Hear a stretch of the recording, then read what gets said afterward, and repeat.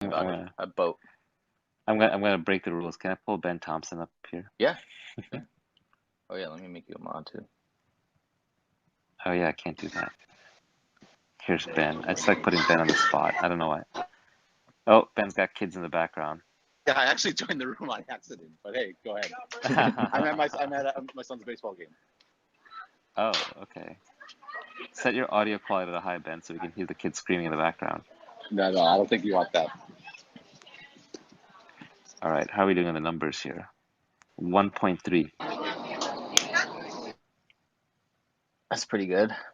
We can start. I mean, there's so many questions. I doubt we will get through most of them, and maybe like at some point we can just ask people in the audience to raise their hands, Sure, and let's we do can. it. Ben, Awesome. you gotta mute out in the back while you're not talking.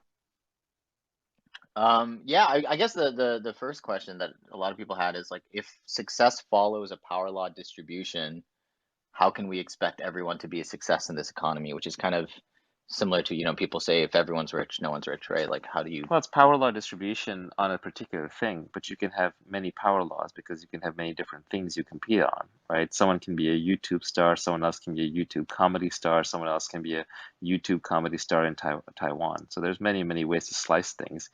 Yes, only one person can be the top of the leaderboards, but you can have many, many, many leaderboards. The internet creates millions and billions of niches, and so you can have millions and billions of people, and if each one is relatively authentic, they can kind of do their own thing. Now, in the sense that money is a single scorecard, then yeah, in the money game, there will always be someone higher up than you, and there'll always be someone lower down than you. But that's not necessarily a cause for alarm. As long as you can meet your basic needs and it's making a good living for you and you're having fun doing it, that's enough. These are not zero-sum games. The economy is not a zero-sum game. The internet economy is certainly not a zero-sum game. Its status hierarchies are zero-sum games. And if you're overly concerned with status hierarchy, sure, you'll never be happy, you'll never be satisfied. But if you're fine with the wealth hierarchy where you only need to hit a certain threshold and your basic needs are taken care of, then we can all get there. Hmm. Yeah, it's more about the absolute number of people who are earning a living and getting by versus, the people, how many people are making gazillions of dollars. I mean, do you think that like, the competition, it is getting easier to get started, right? There are more newsletters and more podcasts and more all sorts of things. Do you think it's There's, harder to yeah, start today? there's always an advantage to being first in any given medium. Like Ben here is a poster child for the paid newsletter before there was such a thing as Substack. Ben was doing it, and in fact, even on Substack, the people who started early, like the Matt Taibbi's and the Glenn Greenwalds and the Matthew Iglesias of the world, and the Bern Hobarts, they get an advantage because when people first wander into that medium, they look around, they're like, well, who's here? And so early adopters do get a leg up, and later adopters will have to work more for it, but it doesn't mean they can't be successful. But there is an advantage to being sort of a connoisseur and figuring out which platform is going to do well and adopting them early on. Clubhouse, an example. I've met people on Clubhouse with 1 million followers, and I'm like, who the hell is this person? That's not even interesting. But they were on there early, and they got into the suggest user module, or they kind of built a fan base early on when nobody else was around and available, and that pays off. It's a bet that they took, and that bet paid off. Yeah. Yeah. How do you promote yourself today? Like if you were getting started from scratch today, how would you get started? I don't believe in self-promotion. I think that what the world is really craving is authenticity. Very, very few people are actually authentic. A lot of people are putting on a show or wearing a mask, and I think people deep down in their gut, they know when someone's putting on a show and when they're not. And so I think people crave truth, and when they find someone who is speaking their truth and is being authentic and honest, that is naturally attractive, it doesn't necessarily pay dividends immediately. It doesn't necessarily pay dividends in a way that can be easily measured and tracked, but it builds you the single most important thing, which is credibility. Credibility matters more than distribution. So 1,000 true fans matters more than having 100,000 weak fans.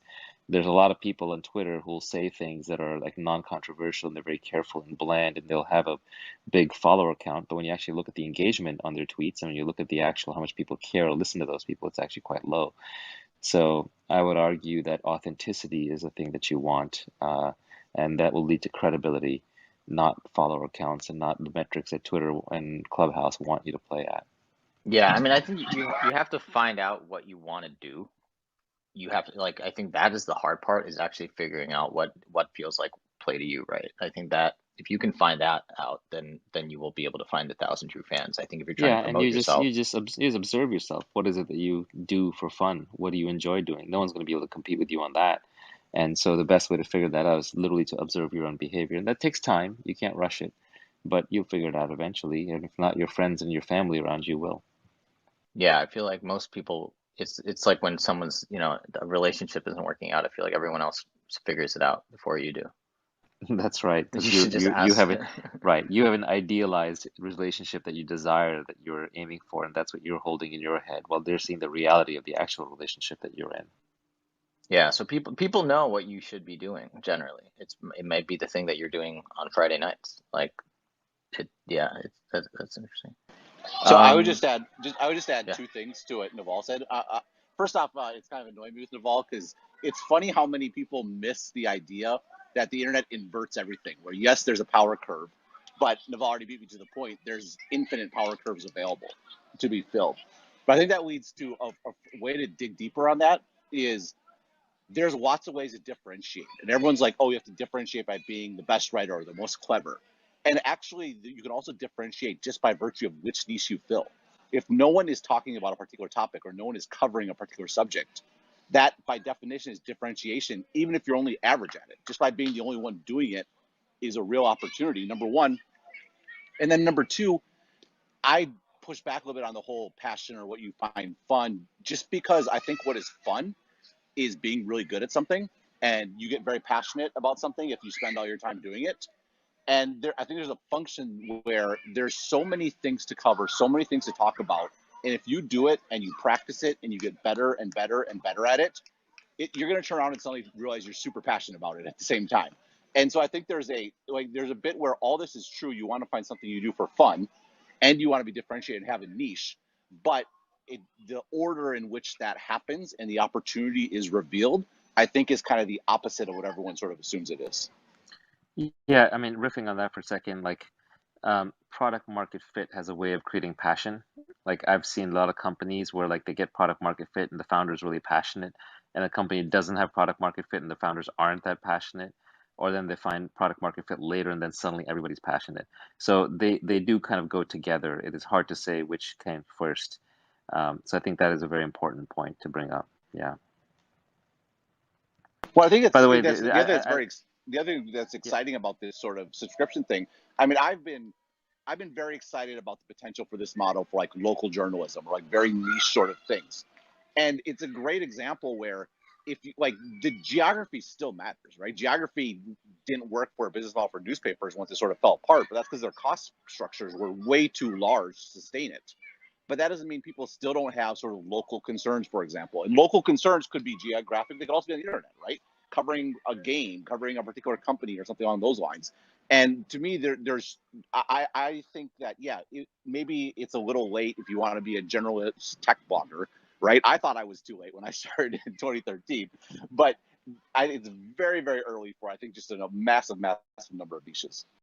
And what's impressive about Ben is he's always tinkering. So when he did Stratechery as kind of the first real paid blog out there, a newsletter, he was just playing around. And then by the time other people started doing paid newsletters through Substacks, he's on to Dithering, where he's doing paid podcasts. And kind of these serial episodic paid podcasts that are bundled with his newsletter. So there's this tinkering mentality that can kind of keep you ahead of the curve if you want to, if you're an early adopter type. Now, by the way, when I say what feels like play to you, that's just half of the thing. That's not enough. The whole phrase is what feels like play to you, but looks like work to others. And all those words are deliberately chosen. Like feels like because it's your internal feeling, like play, so it's fun, but looks because the outside person doesn't have the feel like work to them. And if it looks like work to them, then you can monetize it and it can be useful. So all four of those pieces are important in that sentence. All of those criteria have to be fulfilled for you to find something that is a worthwhile endeavor where essentially it's your hobby, but it's everybody else's vocation. It's your avocation, their vocation, and then you can outcompete them in that and do well and enjoy every step of the way. Like my sense is, for example, Ben, I listened to your podcast, your Dithering podcast, with John Gruber, and it just sounds like you guys are just having fun. I mean, it's just like two friends chatting, right? And no one's going to compete with you on that because it's just two friends chatting about the tech industry, and they have a genuine love for the tech industry, so they're enjoying themselves. So there's just no way to compete with that because you can't No, lose. well, the other thing too, is you that's the ultimate differentiation that by definition no one can compete with is being yourself because there's only one you. So to the extent you can get to that, I think that's right. And I also love your point about it feels like work to others. This was one of my biggest screw ups as a kid was I had it stuck in my head that the subjects I needed to study, whichever ones were hard for me, were the important ones, and the ones that were easy for me were not important at all. And so I spent my time taking classes and focusing on like majors that were very, very difficult. And finally, I kind of like gave up on that halfway through college. I'm like, I'm just going to do classes that sound awesome and that I like. And then it's something like the whole world opened up to me, and I think it was a weird mindset. I don't know if that's common to people, but simply one that I fell into that like, oh, if it's challenging, it must be Yeah, important. this is a common trap, right? Like people try to fix their weaknesses when really you want to double down on your strengths. But even when you double down on your strengths, you want to go to the things you're strong on and then find the hardest things in that domain and hone yourself against those so you get even stronger. So it's like if you're reading a book that's really difficult and you kind of are confused, if it's something you're interested in, you'll reread it, you'll keep going over the points until you get it. And it's the same as like when you feel soreness or pain after lifting weights, you're going to build stronger muscles. On the other hand, if it's a topic you're not interested in, you'll just wander off and you'll just never get anywhere on it. So I don't believe in trying to cover for your weaknesses, especially in a nonlinear world with specialization of labor where you can hire other people to cover your weaknesses or partner with other people to cover your weaknesses. So you really just want to double down on your strengths. And to do that, you always have to be at the cutting edge of your domain. Yeah, I mean, it feels like there's a lot of people who want to, who have a point on the map that they want to get to, and then they have to figure out how to get to there. But really, everyone should just move from where they are today, right? I think that's what's so important about the tinkering Well, thing is it's well, very yeah, incremental. exactly. All three of us up here are tinkerers. Like I, was early on tinkering with Twitter for philosophy. You, Sahil, you're tinkering with Gumroad and like the weird way that you run it. You're tinkering on the crowdfunding side. You were tinkering on rolling funds. I was tinkering on how to mechanize angel investing in VC. I was kind of opening things up with the blogs on venture hacks, and that was tinkering. Ben, you were tinkering on stratechery and dithering. Like we're tinkerers, right? And I think most successful creators are ultimately tinkerers. They're just kind of playing around at the edges of their field on something that is interesting to them, but it's not really with some strong motive. It's play. It's not really with a motive to like create something great out of it. It's because they're genuinely interested. And most tinkering is wasted. It's like when your kids are playing, most of that time is, quote unquote wasted. But once in a while, it will result in something which for a child might be a hobby, and for an adult, it might be a vocation. Yeah, I think it's also inherently low status, right? I think you kind of spend years not making any money and maybe not building an audience and getting really good at a skill, but you don't have any way to know if that's actually going to turn into anything. Uh, the sort of turning into something is, kind of happens all at once 10 years later. Well, I think there's something too about learning how to be in your particular moment, and people get so fixed 5, 10 years in the future, particularly when it comes to their career. And the real danger is you end up like succeeding, and then you ended up in a place that's just not very relevant or interesting, or there's a ton of competition. And I look back like how I ended up what I'm doing, and Jobs had the quote, you look backwards, you connect the dots. Learning, I was, maximizing whatever I was doing at that particular time. That's what pays off. And you see so many people get so distracted about where they want to go, and they don't take full advantage of the spot that they're in. And then you look backwards like, man, I wish I would have spent that time better because I could have really used that experience, and it's already too late. You certainly don't want to plan for trying to predict too much in the future. Like, I think the worst title you can possibly have in your bio is futurist. First of all, it's just tone deaf, but when someone says futurist, and it's like, they're trying too hard. They're trying too hard to live in the future. When, yes, you're right. Your only moment of power and knowledge is the present. You just act from the present. It's not to say you shouldn't have like goals and plans and those kinds of things. It's kind of nice to have them loosely held, but if you stick too closely to them, you'll miss reality. Reality is very fluid and very complex, and it's much more about navigating from the small set of options presented to you, much more choose your own adventure style than, top-down Soviet style planning with 5-year plans and I'm going to get to A, then B, then C. I think the other thing with that too, you do need a long-term goal, but that gives you a way to think about the immediate term options, right? Like, so I have 3 options today that are not my long-term goal. I know the general direction I'm going, so I can choose this one that maybe is suboptimal or maybe seems further, but I'm building up a particular skill or getting a particular sort of experience that will get me closer to that long-term goal without having, like a 5-year plan. I think that's the exact wrong way to go about it. Well, I think it's what's so difficult when someone asks someone who's successful, like, why did you become successful? And it basically forces, I feel like, the person to lie, because you look back, connect the dots, and then you can't help but sort of believe that it sort of happened on purpose, and that you sort of had, you can't remember what it was like to not know where you were going. Yeah, first I picked sperm number 3,768,412 that then routed its way to egg number 14 on the exact date of blah, blah, blah, right? No, so And the it's story funny. begins. Oh, sorry. Oh, no, it was funny. I told this story on this week's Exponent exactly, where it's hilarious that I'm known as the newsletter guy.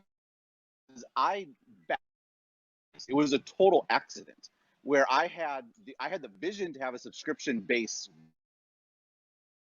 One was all website centric, and it was a total disaster. And I actually launched it on a Thursday.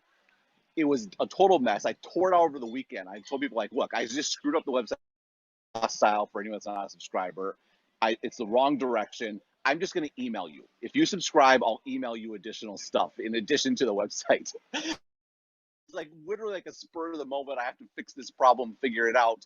How am I going to get content to my subscribers without having a bad experience for non-subscribers? And then now today I'm the newsletter guy. It's like, so there, when you look backwards, if you're actually honest about it, there's a lot of luck for sure, and a lot of like just in the right But by the way, moment, taking the right choice. it's funny. AngelList has a similar story because first there was a network for sharing deal flow that Nivi and I built, or mostly Nivi built, called the Pound Deal Flow Network. It was literally a little social network with a feed, and you could follow people, and nobody used it. And then he built a Google group, and nobody used that either. And then finally, we're like, screw it, none of this is working. Just freaking email them the data, and that was AngelList. It was actually originally AngelList plus Startup List, but then it just stuck as AngelList. Well, what was the startup list side? It was just a list. Well, it was was going like to a be two-sided AngelList was marketplace. AngelList was going to mail the angels, and Startup List we're going to mail the startups, but we just never got around to the Startup List side. Yeah, I still don't know. I can't even tell you how it happened or what worked. It just feels like a foreign country in a distant time. Different random people. Well, I mean, going back to the question of like how do you kind of get started as a creator, I feel like we all also have that in common. Like we all started writing and putting our thoughts out there, right? And that is sort of a universal truth. It's been true since sort of Martin Luther, like put your thoughts on paper and then, distribute them. Or even better, put your thoughts in code. Write your business plan in Yeah. code. Like I think for every 100 companies that I have like seriously made an effort at starting, like one has gotten launched. The hit rate is that low. You're just constantly trying stuff. You're just constantly iterating. Yeah, I mean that's the other issue with asking people, why they're successful is it's asking them about the one out of 100 attempts that they made, and this is the one that ended up working. But they all looked roughly, interesting at the time. Yeah, it's like you ask Da Vinci, like, how'd you do the Mona Lisa? And there's all the other paintings. Or like when I make an investment, every investment I make, I'm super excited about. First, I think this is the one, this is going to be the next Facebook, this is great. And then 2, 3 years, I'm like, this is total shit. It's complete crap. Why did I do this? What a waste of money. I knew all along. And then 10 years later, some small percentage of them work out well. But you can just never tell along the way. You can only create the narrative looking backwards. To be a good creator, you just have to be creative. And creative means that you're constantly creating things. It's not like you're just creating one thing. Your creativity is who you are and what you do. You're always creating things in your domain, nonstop, constantly. And it's as David Deutsch says, it's conjecture plus criticism that drives science. Or Matt Ridley would say, trial and error drives innovation. Or you could say that variation and selection drives evolution. These are all just variations on the same theme, which is you just try a lot of stuff, you get feedback from the world and from the market, and you see what works and you stick with what works, and that's just it. There's no shortcutting that process. The other thing too is the iteration. Like, it makes you better. It increases your differentiation because you just get better and better at doing this particular thing and knowing what works and what doesn't. And like, I write a daily update every day. It's like I'm way better at writing daily updates than I was before, not just from a like insight perspective from having the opportunity to learn and think about stuff for a long time, but just like the actual mechanical act of doing it. Like, I know what needs to be done. I know, like, days I'm not feeling it. It's like, well, how do you write? Don't you have writer's block? It's like, well, no, it's just what I do. And I think that's something that develops over time. And so it's not just the iteration, just the practice, but also the improvement. It just, yeah, nothing replaces the hard work part of it. Yeah, I would say there's most people when I mean, like if I talk to a bunch of aspiring painters, if like there are people that I go to these painting workshops with, and the last time they painted was the last painting workshop that they went to a year ago, right? And those people like that's when people say when people complain like there's too many people, it's too easy to get started. Most people never actually get very, very, very far. They don't put in 100 hours, right? Of that 10,000, I think by the time you put in 100 hours, most people have gone home. Maybe because they want to be painters, but they don't really love painting. They like the idea of being a painter. I mean, it's the same with books. I think people really enjoy the idea of having written a book, but the process of writing a book is quite different and not as rewarding. And also, I think when you're in the tinkering phase, like you don't really know if this is going to go anywhere for several years potentially. It's very hard to stick with something unless you don't have there's some inherent joy of doing that thing. It's really that self-directed curiosity and passion. I think everybody has it. Sometimes it gets drilled out of you, or you get convinced it's in a useless domain, or you're just too embarrassed to do it, or you're too busy to do it. But everyone has self-directed curiosity in something. And, people will joke. Someone will be like, "Oh yeah, mine is watching Netflix or smoking weed," but that's not entirely true. I think humans are creative. Nobody just wants to sit there and do nothing all day. It gets really boring. And so it's just kind of like not losing that streak. And I think a lot of people lose that in school. They lose it in peer groups. Maybe they lose in the drudgery of their day-to-day work.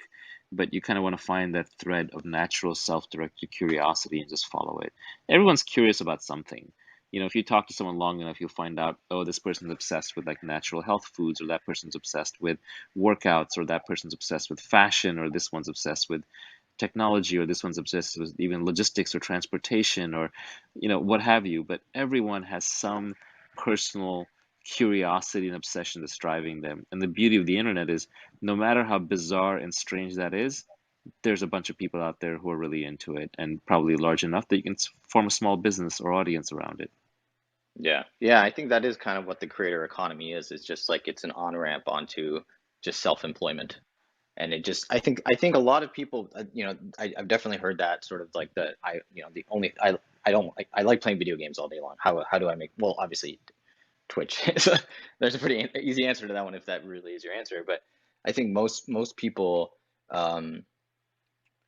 yeah, I do think even I think basically I think instead of thinking about it like work-life balance, I think the work thing throws everyone off. I think about it personally like creation versus consumption, or like contribution versus consumption. And I think everybody, even the people who consume, generally you find that you like a certain kind of art or a movie or book, or you like working out or whatever. And like I think it's figuring out how do you turn this into how can you do this thing, but instead of consuming the thing as your relationship with it, you are able to create value and you're able to contribute to other people in this in this vertical or this dimension. Yeah, and on the work-life balance thing, if you feel the need, I mean, not to get myself in trouble, but if you feel like you need to pursue work-life balance, you are not in a work that is going to lead to great creative outcomes or building this sort of business. Like, I mean, it's definitely something you're obsessed with, right? I can't imagine wanting to sit around and watch a Netflix series instead of thinking more about the stuff that I'm working on or stuff that I'm doing. And it just seems like such a bizarre waste of time to me. And that's not to say that if you're watching Netflix, that's a bad thing, or that like some people want to live a different kind of life, and that's fine. I'm not saying anything about that. But this particular, like, we talk about authenticity, we talk about being like mastering something. Like you obsess about it. It's like your life. And I just had this moment last week where I had an unbelievably busy week. I got to Friday night, And I was like so pleased. I was so satisfied just because I had felt like it had been such a great week. I made progress in lots of places, and that my life felt very, very in balance at that particular moment in time. Since Ben is about to get canceled, I'll get canceled with him too. I agree. I think the work-life balance thing is nonsense. It kind of implies that work is suffering and life is relief, and that just means you're in a bad situation to begin with, and you need to get out of that situation where you control your own life. I've been as guilty as anyone of watching Netflix and playing video games, but that was escapism from suffering. And once I sort of aligned my life with doing what I wanted to do, then I just did that for fun. And then when I don't want to do that anymore, I don't need to do high mental or high cognition activities like playing video games. I can just go for a walk, or I can hang out with my friends, or I can hang out with my kids, and it's just as fulfilling. So your work should be fun. It takes just as much effort to do well at a video game as it does to start a company. Somebody on the internet used a phrase that really stuck with me. I think he goes by Illimitable Man or something, one of these inspiration accounts. But um, he said that video games are shadow careers. And when I read that, at that moment, I knew video games were leaving my life because it was absolutely spot on right. I was building a career, except I was building a career in some fake land, in some fake game where the rules would change, or some 12-year-old would come along and crush me the next week. And I saw it for what it was. It was a shadow career because I wasn't putting that same effort into my main career, because my main career didn't really line up with what I wanted to do. And that's why I knew I needed to make a change. So don't waste your life in these shadow careers. Even if you find yourself craving holidays, that means that you're not enjoying every day, that you're sort of like robbing yourself of what should be a pretty good day. Even like, and I know this is an extreme example, but you eventually want to get to a point where you don't look down on Mondays. You don't dread Mondays. Mondays are no worse or better than any other day. And so that means like kind of getting away from this idea of work-life balance. It's rather getting into a mode of work where that is your life and is fulfilling. It's good work. You enjoy it. You have to align, again, to use the old Robert Frost phrase, align your vocation and your avocation. Yeah, and not to double down on getting canceled, but it's easy to look at, today, Naval and I are doing well, and like, oh, it's easy for you to say. But like, I started Stratechery while working another full-time job. And what I mean by that is I found it like this is the part where it does pay off to do something you love. I loved tech. I love thinking about tech. I love writing about tech. And so it was actually a form by work-life balance. My work was kind of drudgerous, but my life was actually what I was really obsessed about. And so that was a place where I was able to align the idea of doing what I loved in my free time, and it was able to transform in the wrong way my work. I believe me, I feel very, very fortunate about that. But this isn't an incompatible idea where if your work is drudgerous, that's actually all the more opportunity to figure out what it is you love. Because if you love it, you're not going to feel like, oh, now I'm doing two jobs. You're like, oh, I have my work during the day, and now I get to go home and do the stuff that I'm excited about. That's actually an indicator of something that you might be worth spending more time on. Yeah, I have mixed feelings about the phrase the creator economy, because I think the economy has always been the creator economy, in the sense that the creative people are the ones who get to run things and get paid the most. It's just there have been very few of them. And so now what's happening is that the number of creators that we can support is broadening thanks to the internet. So many more people can be a creator.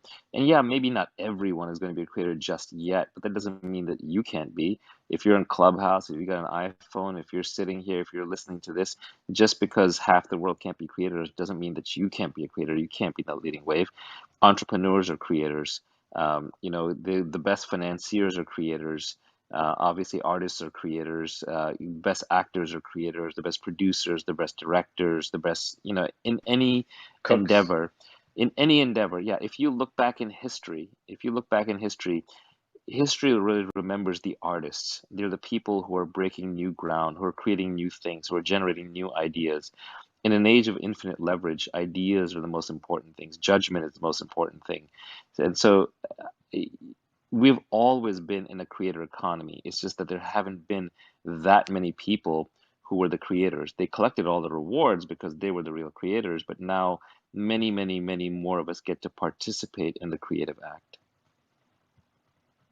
Yeah, it reminds me of kind of the size of the firm, right? Like I just think that the average size of the firm is shrinking and it's getting closer and closer to one. And for all intents and purposes, Right. certain brands look like it's a company of one, even though there may be a As whole external, army yeah, behind them.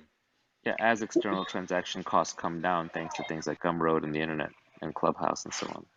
Well, the other thing too is if you're in a job that isn't great, but whatever, it's paying the bills, you actually have this sort of weird advantage when it comes to pursuing your passion because you don't have the necessity of supporting yourself or supporting your family or whatever it might be because you sort of your costs are taken care of. And so there's actually an opportunity to, a lot of great businesses don't work out because they took too much money up front or because they just couldn't get to that sort of break even point because it takes a long time to build. I mean, the newsletter business is like this, right? It's a great business once you have 1,000 subscribers, but getting from 0 to 1,000 takes time. And so there's actually an opportunity to sort of arbitrage the fact you're in a job you don't like, in that you can spend your free time doing stuff you do like and figure out and experiment with monetization and how you're going to make that your business and such that it could be your business in 5 or 6 years. And this is what I got lucky with trajectory. It happened faster than I expected. But I started trajectory with a 5-year plan. It's like, this is going to be my job 5 years from now. And I was going to figure out what worked until I could get to that point. And I selected jobs that were going to give me room to do that. And so that was how I thought about like my day job. I want to have room so I can build this job at night. And I think that's a it gives more possibility of actually figuring out what it is that you want to do. Yeah, I had a Yeah. slightly different route, which is unlike Ben, I can't be creative and have another job. I just find like work and the drudgery of it is soul crushing and I need a lot of free time to be creative. So rather for me was in my own endeavors, I just drifted more and more to the creative side of the work. And I just refused to do the non-creative work. I refused to do the drudgery. I would outsource it or decline it or I would shift away from it until I ended up doing the creative roles in the positions that I was in. And then people eventually realized that that was my superpower and they kind of left me alone on the other stuff. But I was not able to do the day job, night job thing because it just takes up too much time and I need time to be creative. I need like empty space in my calendar. I think like creativity it sort of begins with an empty calendar. When you have an empty calendar, you can be creative, or at least I can be creative. And then creativity ends with a busy and cluttered calendar because once your creativity is demonstrated, everybody wants a piece of your time, and then you fill up your calendar because all of a sudden you're popular, but now you can no longer be creative. So watch your calendar. The inverse of your calendar is your creativity. Well, this is a good example of why you should always be careful of who you take advice from because we have like the exact Yeah, opposite it all sort of thing. cancels. Yeah. Right, exactly. Because I mean, from my perspective, if I have nothing on my calendar, it's way too easy. That's when I get lazy. Like it's like way too easy to sort of sit around. Whereas like I mean, my secret power with trajectory is 4 daily deadlines. Like that's what actually makes it happen, right? It's the fact that I have to get it done. And so it's just funny that you mentioned that because I work in the exact opposite way. That's funny. Yeah, you get enough advice, it'll all cancel out to zero. So anyway, this is all meant to be inspiration. Don't take it too literally. You can't follow anybody else's path to success. Single player game. Yeah, I mean, one other way of looking at turning your job into what you love to do is generally you have the job because there's something about it that is compelling to you. And I think a lot of it is figuring out what is that one thing that you actually like doing more than all the other stuff, and then leave the company and, provide that single service to other companies. So that, that thing you might have only been able to do an hour a day because it just, sort of, the diminishing returns to it for that company. But there are 8 other companies that you could do this for, and then you could build a company that just offers that service at scale. And you get better at it because that is the thing that you're doing, right? You have 8 iterations per day compounding instead of one. One thing I started doing that may be a useful hack is, and obviously you have to be in a certain position to do this, but people would ask me to do things and I would say, hey, actually, that's something other people can do. So you should ask other people to do that. Ask me to do the things that only I can uniquely do. And, obviously it helps if you list those things, but that way you really focus on your strengths. You focus on where you like to work. It also helps people differentiate when to ask you things and when not to. It kind of builds your brand, and it leans into your superpower. And it's also just more enjoyable. It puts you in flow more often. Also more time efficient. Ben, do you have a to-do list? Like, do you think in terms of like, I need to get this done today, tomorrow, the week, the month, or are you more like, these are the things I need to do now, and tomorrow I will have a new set that I will, realize by tonight? No, I try to not have any to dos at all because I have 4 to dos a week. I have 4 articles I have to write every week, and basically nothing in my life should ever be so important that it becomes more important than those 4 things.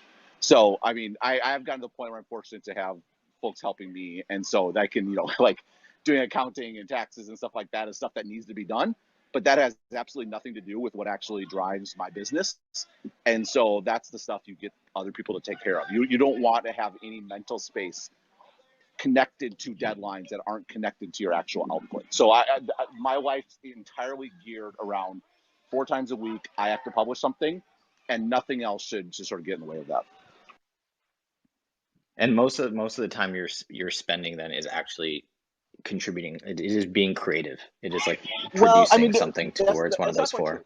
Well, no, I do lots of other stuff. Like there's what I'm working on another project. I do calls, I have meetings, but all this is stuff that I can drop at a moment's notice. Like I don't, none of it is something that has to be done. Like I think there's a difference between doing lots of stuff. There's a certain mental burden that comes with something that you have to do. And so I think that's the bigger thing, is avoiding the stuff that I have to do. And if I want to do other stuff by choice or want to be involved in other stuff, that's often very stimulating and very exciting. Like the week I had last week where I was so busy, I was doing a ton of stuff unrelated to writing. But it was, something I was choosing to do affirmatively as opposed to something that was a burden that I had to do. It's eliminating the have to do stuff for me that's super important. Yeah, I mean, I think a lot of people talk about like time management, but I think if you enjoy the work, if you enjoy what you actually get to do, it's not like no one that I've met that does that really has time management problems. I think most people who think they have time management problems have energy management problems. They're stuck doing something they really don't want to do, so they waste all this time. They get all, distracted. They're never in flow. So it's not really a lack of time problem. Yeah, well, I mean, it's miserable, and Naval talked about this earlier. Like, and this is the hard part of having a job that you don't like, is there's a lot of stuff you do have to do that you don't want to do, and that's how you burn out. That is like that burnout fuel is because it's sheer willpower to make yourself do something you have no desire to do, and you do just no one has that much willpower. The thing about creativity also is that other people are not going to give you the space to be creative. You're going to be most creative on your own, or maybe the one good thought partner, maybe two maximum. Once you start getting past that point, you're not going to be creative anymore. It's just too hard to be creative in large groups. And other people are always going to fill up your time with, well-meaning tasks that have to be done. They're not going to understand this idea that you just need like large blocks of alone time or with one partner brainstorming interesting things, or coding or writing or whatever it is. These are largely solitary or best pairwise activities. These are not activities that are done in large groups or meetings. And it's just the nature of most business these days that is done very socially. People kind of work and they socialize at the same time. Like a meeting is like a cocktail party by other means, with coffee instead of with cocktails. And a lot of people are just kind of, sort of spending time, or they're on a laptop, or they're having a conversation or water cooler talk or what have you. So I just think that if you want to be creative, you have to be in either a very small organization, or you have to be ruthless, downright rude about protecting your time so that you have blocks of time to do solitary or pairwise work. Yeah, I mean, I think one of the concepts in crypto that I think is so important is composability. And I think the more that you can basically sort of use that function and say, look, the Gumroad does one thing, and basically everything else we're outsourcing. We're outsourcing to Stripe, we're outsourcing to AWS, we're outsourcing to all of the new tools. Like we should basically be doing almost nothing. Yeah, I mean, this is gonna, I don't mean to drop into like 1% privilege, but I think most people are working too hard. I think most people are just basically spinning wheels and spending a lot of time in make work. And the older you get, the better you get at just declining work that you know is useless. Like I have this theory that 99% of work that you do is useless. You still have to do it because it's iterating your way to the 1% that is useful. But in an ideal world, if you were omniscient, you would just cut to the 1%. So, for example, 99% of the people that you went on dates with, you didn't end up marrying, so that wasn't the final answer. 99% of the stuff you learned in school, you've forgotten. You weren't really curious about it. It doesn't apply to your life anymore. 99% of the presentations you did at work, the spreadsheets, the code that you wrote got thrown away, didn't account for the returns. Now, of course, you had to do that to build up the expertise for the 1% that worked, or perhaps it was trial and error. You should do it to find the 1% that worked. But as you get older, you just get better at figuring out, well, actually, instead of taking 100 shots on goal to get the one that works, I'm actually going to narrow it down so I take 10 or 20 or 30. And a lot of judgment is just knowing not what to do in the first place. The ability to say no and be correct that that was a no is a superpower. You want to be able to filter out things very efficiently, and that just comes through experience. But if you're becoming more and more experienced and you aren't filtering projects and firing customers and not pursuing certain marketing strategies and declining working with certain kinds of people and even turning away the money when it doesn't make sense, if you're not doing that, then you're not going to scale properly. So I do think that a lot of people just end up spending a lot of time in busy work and make work. We're also in this odd society where we think that, well, every degree takes 4 years. Isn't that a coincidence? Whether you're becoming an expert in art history or architecture or computer science or physics, it takes exactly 4 years. What a heck of a coincidence. Every job takes 8 hours a day, 5 days a week. Whether you're coding up the next cryptocurrency or whether you're marketing something or whether you're HR or whether you're a receptionist, it takes the same amount of hours. What a coincidence. Obviously, I'm being facetious. Obviously, that's not correct. So we have these one size fits all rules that don't make any sense. And yet we look around and some of the most successful people in the world, Warren Buffett, that guy makes like one decision a year that matters. He spends a lot of time reading books and a lot of time playing bridge, and he's one of the richest men in the world. So it's not really about hard work. Elon Musk is working around the clock, but he's also partying hard. He's dating, he's tweeting, he's running multiple companies, he's driving cars, he's moving around, he's engaging in politics, he's getting sued by the SEC. Busy guy. Where does he find the time for all this? The guy at the corner convenience store is working 80 hours a week. I don't see him being any more successful than Elon Musk or even close to that. So clearly, hard work, although it's important, it's an element, it's one leg of the stool. It's probably not the most important one. And you can definitely make trade-offs as you get older and wiser about working less hard, but working more smart. It's very, very true. And especially in the age of leverage that we live in, judgment just gets magnified. One little decision magnified 1,000 times, 100,000 times, million times. That's why you see such outsized fortunes. One person decides to code up a face mash at Harvard and they become Facebook. The other one decides to code up something that you've never heard of because it was close, but not quite. It just hit number 100 in the App Store for a week and then it was gone. So it's not really about hard work, it's about judgment. So hard work is important to the extent that it builds up judgment. But eventually, when you have the judgment, you should be saying no all the time. Yeah, I mean, I think also over time you have capital, right? You have credibility, you have potentially just money that you can pay people to do the work, which is something a lot of people you kind of I think that's sort of step Yeah, one is well, like you have to figure out right, how to do the thing that you like to do all the time, or at least make right. free the calendar. Well, there's the three forms of leverage, and you should employ all of them. One is labor, so outsource anything that is less than your hourly rate and set your hourly rate to an aspirational level. Another is capital, which is when you make a decision, you invest capital behind it, so you multiply the force that you're exerting through free markets. And the last, of course, is through creating a product, or which could be writing, it could be a podcast, it could be an actual physical product, or it could be a piece of code that has no marginal cost of replication. And that last form of leverage is largely permissionless and the most powerful modern form of leverage. And that's where the modern fortunes are built. The older ones were built on capital, and the oldest ones were built on labor.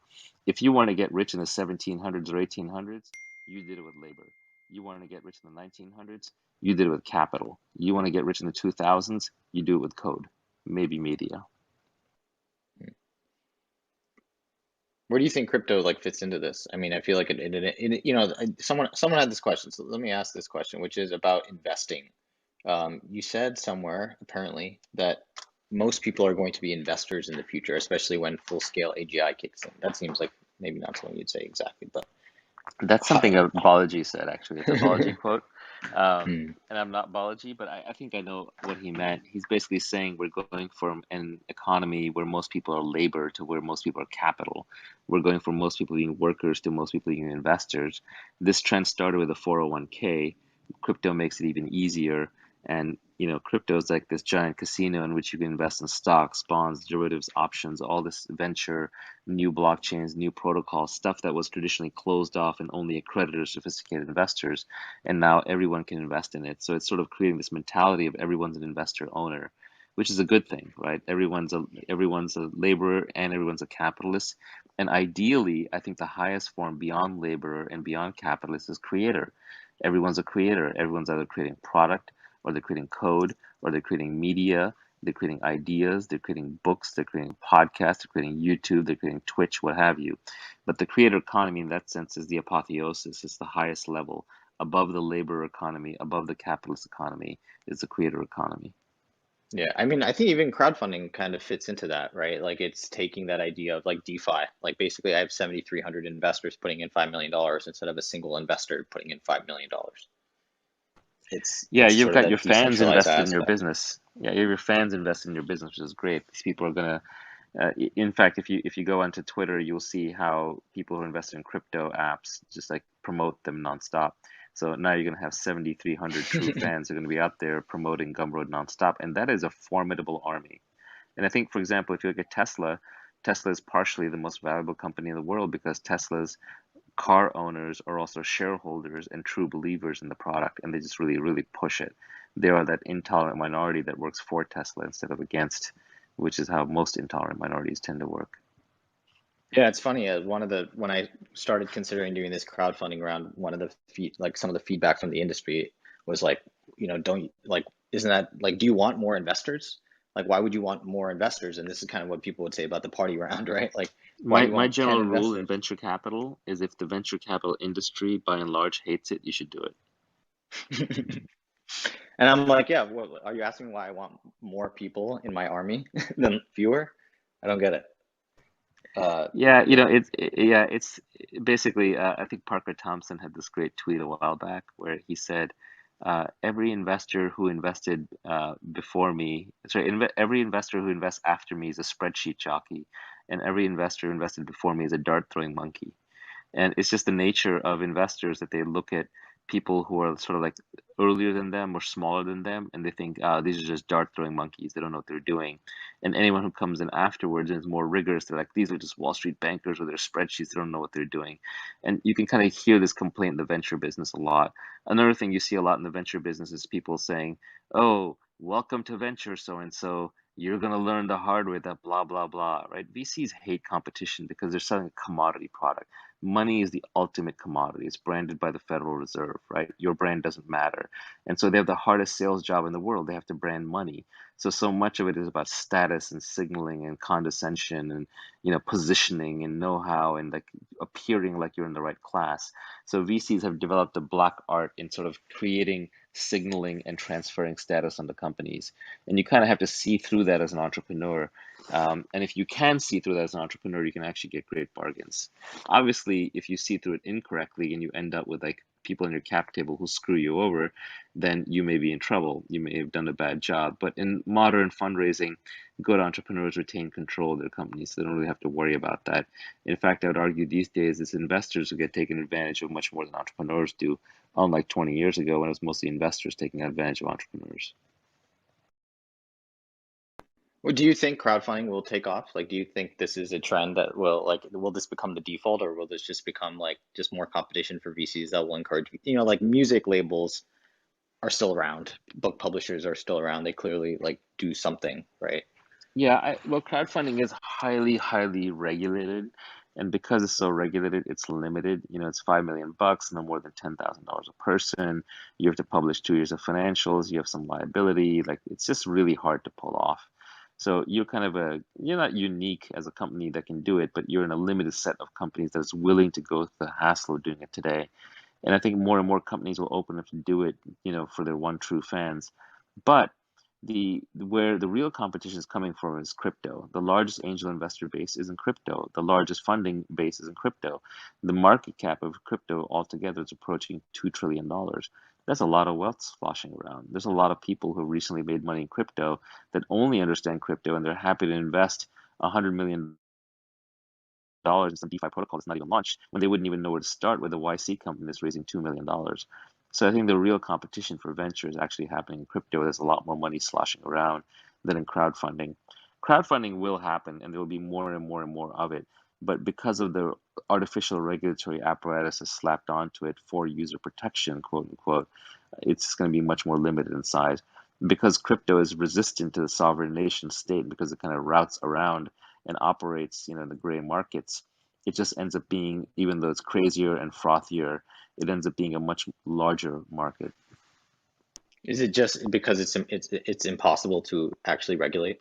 It's impossible in It's very in that difficult to system, regulate without or too destroying it. expensive? Well, Hmm. it's difficult to regulate it without scaring it overseas or destroying it locally. And if you do that, then you pass up on the fruits of it, and the fruits of it are very tantalizing. Yeah, I feel like crypto in 2011, 2012 like had this market risk of like it could have been stopped, I think. But I think it got to scale, and now nations are sort of, it's at a shelling point where no nation is going to, it's kind of bigger than any nation at this point. Yeah, it's like capitalism or technology. Like you can definitely squish it in your country, but it will cost you a lot and it will just go somewhere else.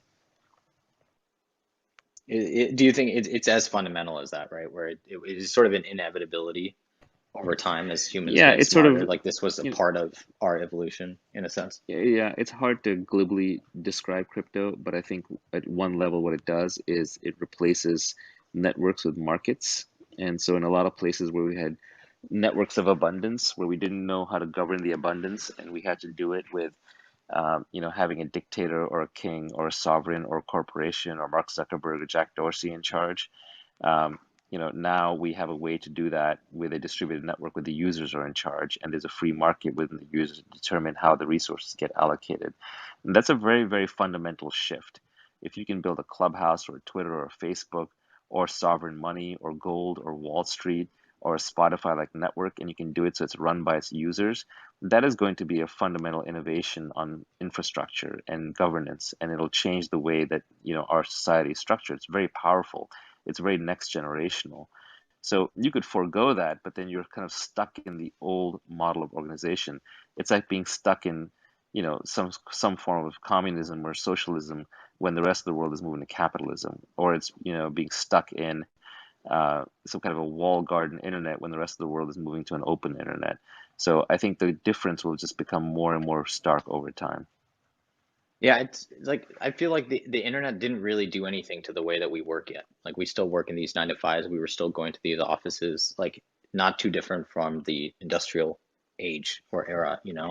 And I feel like crypto and the creator economy, like that's finally happening. Like we just had to get on ramp to the internet. We just kind of took everything we were doing offline online. And then the next phase is like, cool, now that we're all online, like actually a lot of these assumptions we don't need anymore. And Yeah, crypto is kind of the I forget who said it. Like the future's already here. It's just unevenly distributed. Like it's very unevenly distributed. Like the first phase of the internet, you had the web, or even if I go further back, like there was a time when VCs only used to invest in hardware companies, right? IBM and Digital Electric Corporation and Sun Microsystems. And the idea of investing in software is ludicrous. Software, this thing has no value.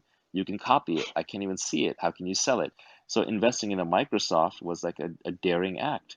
And then, of course, when software got normalized, people realized all the values in software. Then it became about, well, you can't invest in the web. You can't invest in Yahoo. That's a website. You got to invest in software. But then it turned out that Yahoo and Google were really valuable. So the next thing comes along, people are like, well, what about this crypto? Well, there's nothing there. There's not even software. There's not even a website. It's not owned by anyone. There's nothing there. It's just a hallucination. How can you invest in the idea of a new thing called money? And then people got rich in crypto. And now the new one's coming along with NFTs. Like that's art? That's not art. That's just a signature. That's just a hash that you own in the blockchain. That's not even a piece of art. How can you invest in that? And honestly, I'm even a little lost in that last one. But it just shows you how much more ephemeral this idea of value is getting and how each generation has to make a mental leap past the last one into where the value is coalescing. I think part of it is that like the next generation sees the sort of shared social myths that create the value, and like the last generation doesn't. So we look at this and we don't get it because we don't see any of the activity. We don't see any of the millions of people agreeing that this thing is interesting and that enables, whatever interesting behavior. That's right. The art on the wall only has value if other people who look at it think it has value. The same way Bitcoin only has value to the extent that other people out there are Bitcoiners and will accept it in exchange for material things and physical things in the world that we all agree has value. Yeah, totally. I mean, we plan to open source Gumroad completely, and it's because like the code of Gumroad should not really be valuable. That's not why Yeah. Gumroad Another way of will be looking at big. yeah, another way of looking at crypto is it's the business model for open source. Open source was this incredibly powerful force that upended the entire back-end infrastructure in the software domain, but never had a business model that was done purely through this is free, this is abundant, go and spread this. But now we've added a business model to open source, and that's tokens. And so now we're getting the open source revolution with all of its open APIs and composability and hackability, and how people can just build on top of each other like Lego blocks. But now we've also attached business models to the whole thing, while still miraculously somehow making it so that not a single person is in charge of the whole thing. Do you think there's a way to port? Like my goal is, one of the reasons Gumroad I've tried to maintain as a sort of tiny size of the firm, a one-person company effectively, is sort of like allows me that ability to kind of like centralize, like I'm the single point of failure, and I could at some point, my hope is that I would be able to decentralize myself effectively, and then, and I can do that because I'm me. I can, I can choose what to do with my sovereignty. Is there or no? I have like there basically has to be a totally new organization that has to be built sort of from first principles in this new universe. Yeah, my guess is it'll have to be a new organization first principles. Crypto is so weird. You have to like build with wallets and private keys and tokens and the cryptography and the curves, and it's just so complicated. It's like, you're building with Legos and they're playing Minecraft over there. It's literally a different game. I think by the time you may end up starting a second company. And by the way, this is kind of what I did with AngelList, right? AngelList was started as a mailing list for angel investors, and then we built AngelList Venture, which was almost a completely different thing, which is sort of this back end for firms and syndicates and rolling funds. And then we spun out CoinList, which did crypto, and then we spun out AngelList Talent that did talent. But trying to build everything under one roof is really hard. So every single one of these was a new creative act within the company that then got spun out with its own leadership, its own cap table. And that's hard to do. So my guess is that it's very hard to move an organization, not just because of the people infrastructure, which is what you're finessing, but I think also because of just the design of the application. That said, Gumroad is a very, very thin thing, right? It's closer to a protocol than most applications are. So it's possible that you might be able to turn it into a protocol, but I think it's just equally likely that you're going to see this jumbled mass of things out there in crypto land that don't really make any sense to you, and then one morning you're going to woke up and they'll have coalesced in some kind of a decentralized Gumroad. But look, what actually protects you, and you're not going to love this, is regulations. You're operating in the fiat currency domain, so someone has to handle credit cards and wire transfers and like the normal payment infrastructure and mechanism, and that's not going to go into crypto. Crypto is incompatible with the legacy financial system. It can interface at some key points, and those key points can end up being incredibly valuable. Like Coinbase is going to go public for between 50 and 100 billion dollars, being worth more than most of the banks. But those interface points are still kind of on the edges of where crypto operates. Crypto wants to operate in an all digital, on chain, all crypto domain. Yeah, I mean, it's also, I think that the amount of code in these universes, like what they are actually doing, what problems they're solving are very, very, very different, right? Like in crypto, I assume it's mostly around the decentralization of and making sure that these things actually, it's just like codifying all of these things, making these things composable, I assume is very, very, very, very difficult. Like functional programming to someone, someone who hasn't done it before, it's going to look very weird. And most of the code that is written in this universe, like most of the code that we write at Gumroad is basically like fraud detection of various degrees, right? It's just basically almost everything we build is just bad actor prevention, right? Like it's just we can't trust the people who use Gumroad enough, so we have to build passwords and two-factor authentication and payments and risk and fraud and chargebacks, and we have to protect against database manipulation and authentication and all, like just so many, almost all of the code is basically preventing that from happening. Whereas in crypto, that almost isn't an issue, right? Like it's sort of assumed that when you enter this world, everyone has sort of done that already, and you enter this new world and sort of trust. It's sort of trustless in a sense. Yeah, I mean, one of the assumptions that crypto violates is you remember, like in the old days, we would look at passwords and we'd be like, well, passwords are horrible. Users should not have to manage passwords.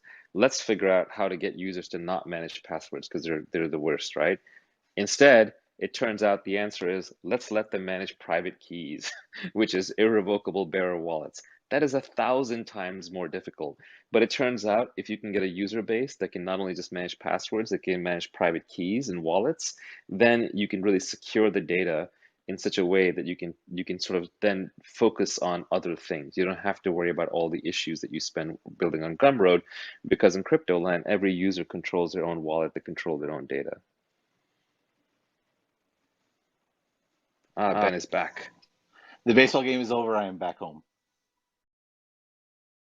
Amazing. Excellent. It's amazing that things can happen. It's amazing that someone's playing baseball somewhere. I know. I thought about that when I mentioned it. Like, actually, it's a bad thing to mention because people get very jealous.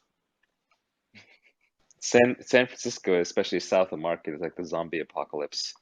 There's like a big theatrical act going on. You know, it's like COVID Act 3, and everyone is pretending that they're caught in like this massive sweeping pandemic. It's kind of entertaining. One thing I would say, Sahil, you mentioned, I was still listening. You mentioned that, we're this far along in the internet and nothing has changed yet. I think that if you look back, and this happened with like electricity, I think the electricity one is actually a great one, where it used to be that factories were they had one massive steam engine that ran the entire factory, and so everything in the factory would plug into like they're like these cranks going through the whole factory, and they would plug into it and they connect to it. And what happened was electricity came along and it was useful, it was great for lights and stuff along those lines, but it didn't actually really impact the production of goods until they built new factories. And that meant that the current factories had to age out, they had to depreciate, they had to break down because if it's already built, it's already built, and there's a certain sort of advantage there. And I think that's very much that happened with computers, right? There was that article about computers everywhere except the productivity statistics, like 1987 or something like that. And then after that, the productivity statistics suddenly very much showed that computers were a thing. And I think it's the same thing with the internet, where things need to be reworked and rebuilt around it with sort of new assumptions.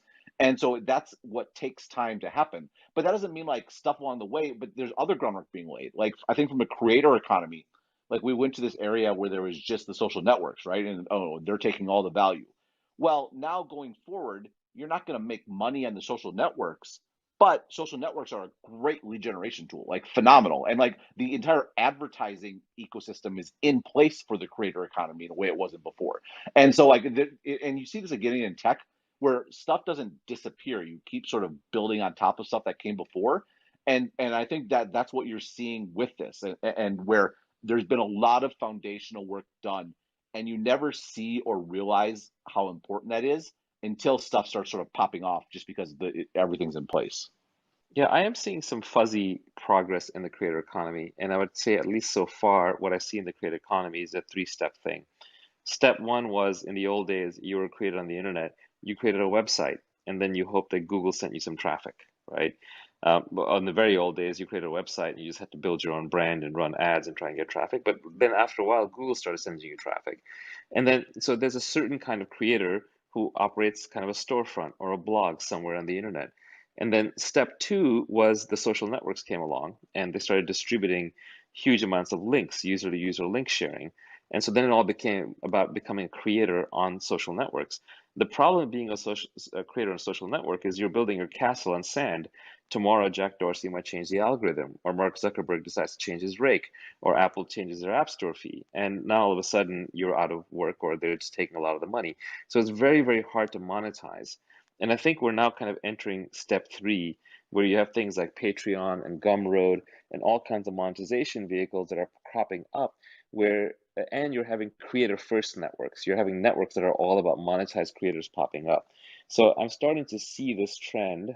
Maybe it's too early to be a trend, but I'm starting to see this thing where the top creators are becoming relatively independent of the social networks themselves. They're monetizing outside of the social network, or they're starting to build brands that cross social networks. Like for me, I mean, I don't really consider myself a creator, I don't really monetize, but it was very easy to cross from Twitter into Clubhouse. Like most of my Twitter following will follow me in the Clubhouse to the extent that they're in Clubhouse. And if I want to monetize, I could do it a different way. I could run ads against a podcast. I could put out a Patreon. I could put out a Gumroad. So the creators are starting to kind of figure out how to have their audiences be a bit more mobile, and they're trying to figure out how to monetize separately from the platform that they're on.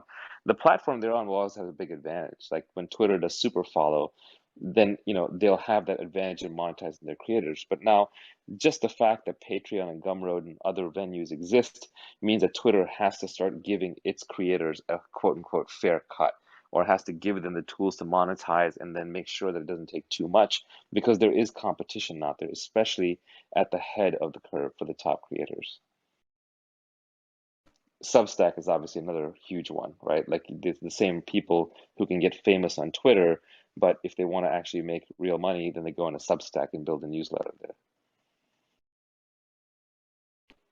How do you get distribution? If step one is sort of SEO, step two is social media. In the step three, you still are relying on the sort of Yeah, you're social still relying media. on social for distribution. And in that sense, like Twitter is probably the best one because Twitter is just pure distribution, simple follow graph with minimal data attached to it. Well, So I yes, you're still beholden to them for distribution. but you mentioned something earlier, Naval, talking about like Tesla and how their shareholders are they're such a powerful force for them because they're their advocates. I suspect, I mean, much, much, much, much smaller scale, but a similar dynamic is the case for creators. Your distribution is your users, and you are like when you have passionate fans that love your stuff, they will tell other people. And it's interesting because it's much more of a linear sort of advantage, it's not an exponential advantage because people only know so many people, and so they'll exhaust the people they could tell. But then those new people will know some other people, and they'll tell them. And to me, that like yes, Twitter is a part of this because your fans may use Twitter to talk about you, but it's still really the core unit there, the core driver is your supporters, and that's the sort of superpower and super distribution channel that creators have, and that is also portable. It's portable across Twitter, across Facebook, across email, wherever it might be. I mean, dithering like, how do you advertise a paid podcast? Well, it turns out you have other people who listen to podcasts or who do podcasts, and they'll talk about it on their podcast. Oh, this happened on Dithering, and that's actually our best channel by far. Is people talking about Dithering on their podcast, and the listeners of that podcast like, okay, fine, I'll have to go check this out. So it pops up in all kinds of sort of interesting ways, but that's the real advantage. And like there might like I've never bought a social media ad. I didn't mention the advertising. I think the ads are important for certain types of businesses, but the real power is that your fans can use social media so they can get free distribution to talk about your stuff. Interesting. So it's not about the creators use of social media, it's about their one true fan type people Yep. using the social media to distribute the creator's message and profile, regardless of where it is. That's exactly it. This has been a incredibly powerful for much longer than I think people realize it. This is what I didn't realize. I mean, I learned this just because I mentioned I had a 5-year plan for Stratechery. And the reality is that I ended up going with the subscription version of Stratechery within a year of launching the site because I completely underestimated and had no appreciation for how powerful social media was, not from my tweeting, but from other people tweeting my stuff, and it's incredibly powerful. Yeah, it's funny, like back in 2017, 2018, I kind of had this idle wish that I was like, yeah, I want to build like a media empire, but I don't want to do any work at it. Like I'm too lazy. I literally just want it to happen by itself. And sure enough, somebody else compiled all the tweets into a book and they did all the work. So the media empire kind of came around, but I just got to be authentic. And the beauty is like, as we were saying earlier, you can escape competition through authenticity. If you are authentic, there's no competition for you. And so we really are in a golden age of creativity, where if you are a good enough creator and you focus on your creations, other people will spread it for you. I mean, I would And say that and is I mean, almost another. well, just to That's mention almost too. another. Oh yeah, yeah, go Oh, go. no, wait. Oh, I just want to add. I mean, for what it's worth, and I think this is useful in the context of talking about Substack. You're like, oh, well, these big guys, these popular people are taking all their sort of fans there. Like, I started Stratechery with like less than 400 Twitter followers. So I'm always amused when people are like, oh yeah, well that worked for Ben. It's like, well, no, actually, it's absolutely true that you can start from nothing and make this work. Now, that's not to say it's going to work for everyone. You still have to find a place that is a niche you can fill, and you have to fill it well, and you have to give people reason to share, right? People love to share stuff that reflects well on them, where they feel smart for having shared it. And so that's an important dynamic. But the fact of the matter is that the ability to start from nothing exists today without question. Oh, I think it's better today. It's much faster to build followers on Clubhouse or TikTok than it is on Twitter. Like I routinely see people like who just build huge followings on TikTok very, very quickly.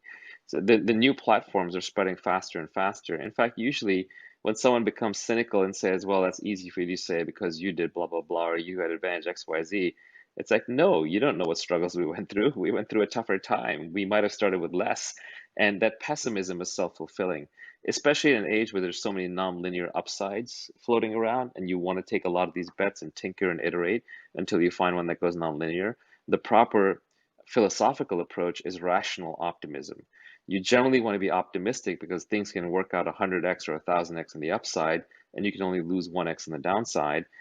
And you want to be rational about it so you can pick from a bevy of choices and pick the one that is most likely to succeed and sort of not fool yourself when something is not working. But pessimism is self-fulfilling. I love that observation because I mentioned like when I started Stratechery, I thought I had missed it, right? Because all the bloggers started in like 2002 or 2003.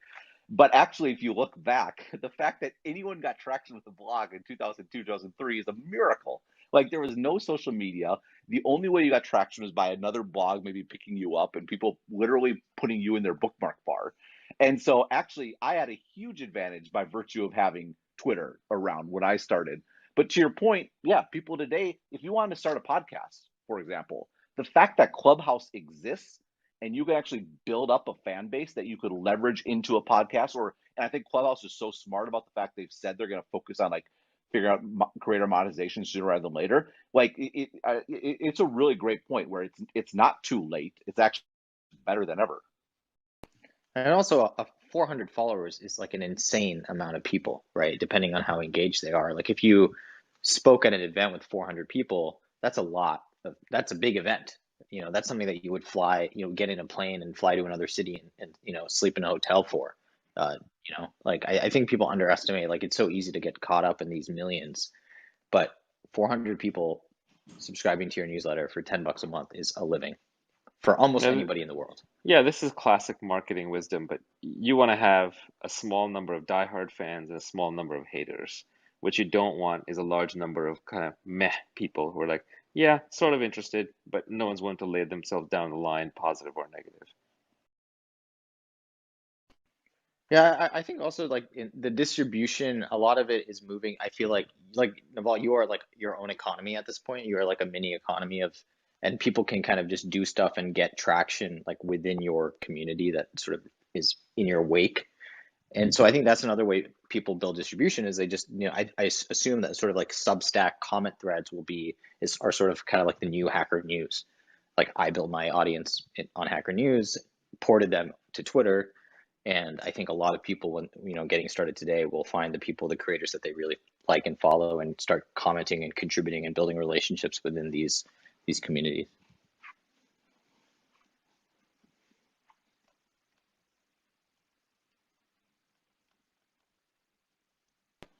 Should we ask anyone if they have questions, or should we end things? What do you think, Naval? Is this the part where we run out of material? Well, it's Well, funny. I I wasn't have one sure to say because question. I'm really I actually I'm not sure about the community. Like, it's funny because by not sure I'm like I don't know what to do. Like I know there's definitely a Stratechery community. I'm not quite sure how that materializes and how I personally leverage it. But I think part of that is that's more of a personal choice. Like this is where we were talking before, people have different point, you know, different perspectives. I just personally don't want to put in the work to manage the community. And part of it is like my focus is again on those like 4 things a week. I want my mental power focused on those, but that doesn't mean that's necessarily the right way for everyone. I do think someone could be in my position and actually make a massive community out of like Stratechery fans. And I'm just totally dropping the ball doing it. And this is why you should be careful about who you listen to advice for, because some of them might be terrible at stuff. No, Like I am but it terrible works at for you. communicating. You're being authentic, and I think eventually at some point, if a community has to form, it will form naturally. People will create a Discord or they'll create some message board somewhere else or a Slack, and they'll start doing it, and then they'll invite you in. You just kind of have to wait around long enough. As a funny aside, Ben and monetization, I have a funny history with them there.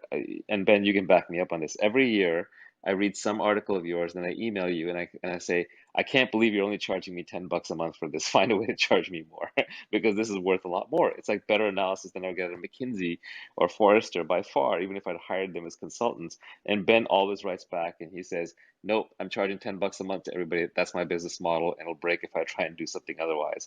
So you're sticking to your guns is smart, because I think there are people who would have tried by now to do tiered subscriptions, who would have tried to do consulting and all kinds of things that weren't authentic to them and would have led them astray and destroyed their creativity and not allow them to scale this beautiful core business where you just charge everybody $10 a month and you got a lot of readers.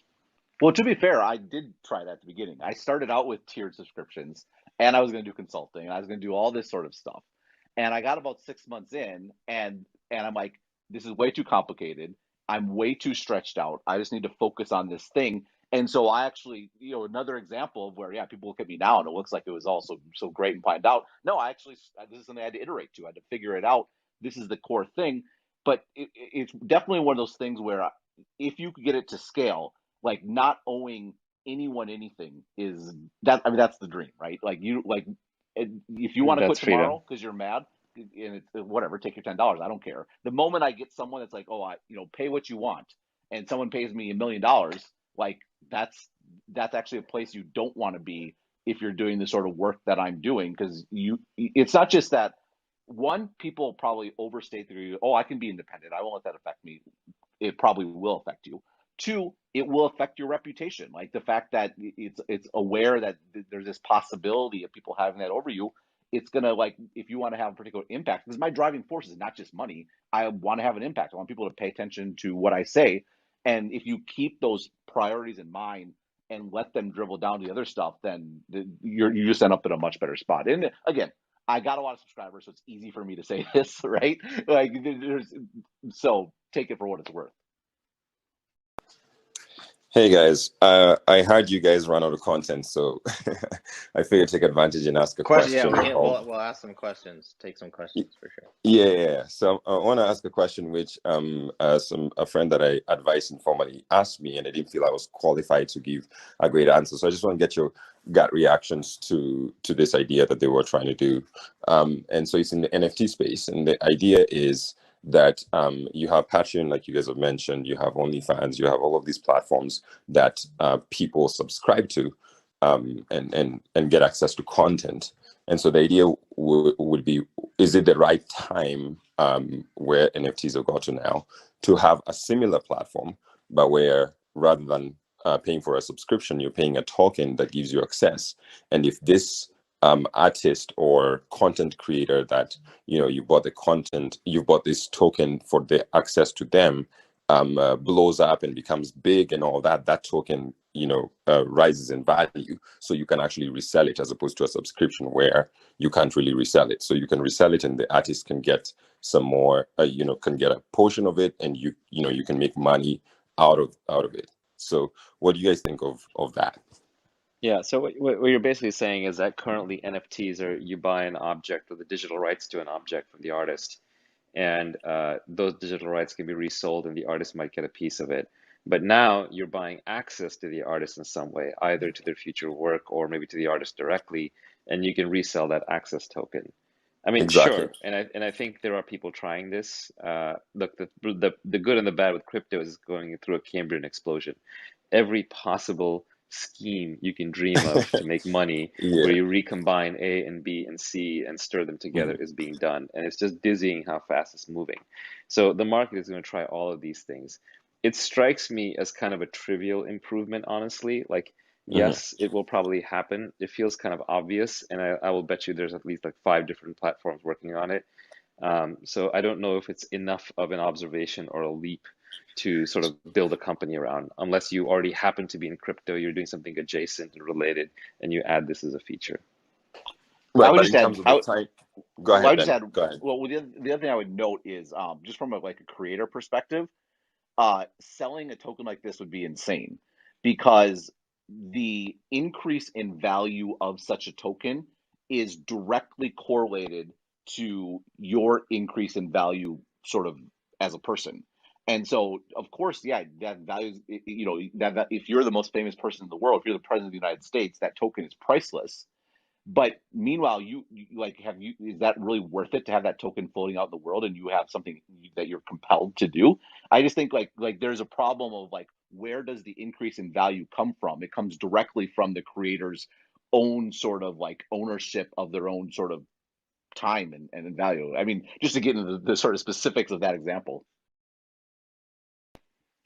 I mean, the Awesome. best Yeah, situation is royalties, right? Where you don't actually have to do anything anymore and you continue to get paid. But like Jennifer Aniston would not show, the value of Friends to her is this residual really truly passive income if she were to forced to show up somewhere. Like what I don't see the value in The that. other thing, well, the other thing too, though, where I do think NFTs are interesting and valuable, and I do think it's kind of a mess right now, but in the long run, there are some things that are just created once, and you want to realize value from them. But I think that the creator economy, part of what's made it so fascinating right now, has been the rise of subscriptions, which sort of align with ongoing work. And there's some creative work that is ongoing work, like what I do, and there's some creative work that is one-off work. And so I think it's great that I think both are necessary and important. And it's great that sort of both, there's like paths to both to exist. I Awesome. would also be I will. skeptical of anyone who sees NFTs now and is like, I need to start an NFT based company because yeah, exactly. the It's people late to the solving this game. problem are two to 3 years into this at least, and those Right. those are the people who they're being rewarded for having tinkered 4 years ago now. Right. Right. No, all valid points. Thanks for giving your perspectives. Thank you, Felix. All right, let's invite a few folks up and see who jumps on. Well, if it's not in line, I'll be happy to take on. Sahil, thanks for Yeah. inviting Okay. Naval. So good to hear from you. Hello. Yeah, I have a question about when itch is in a creation state, what you now think the most of, and essentially meaning that you can't yet crack.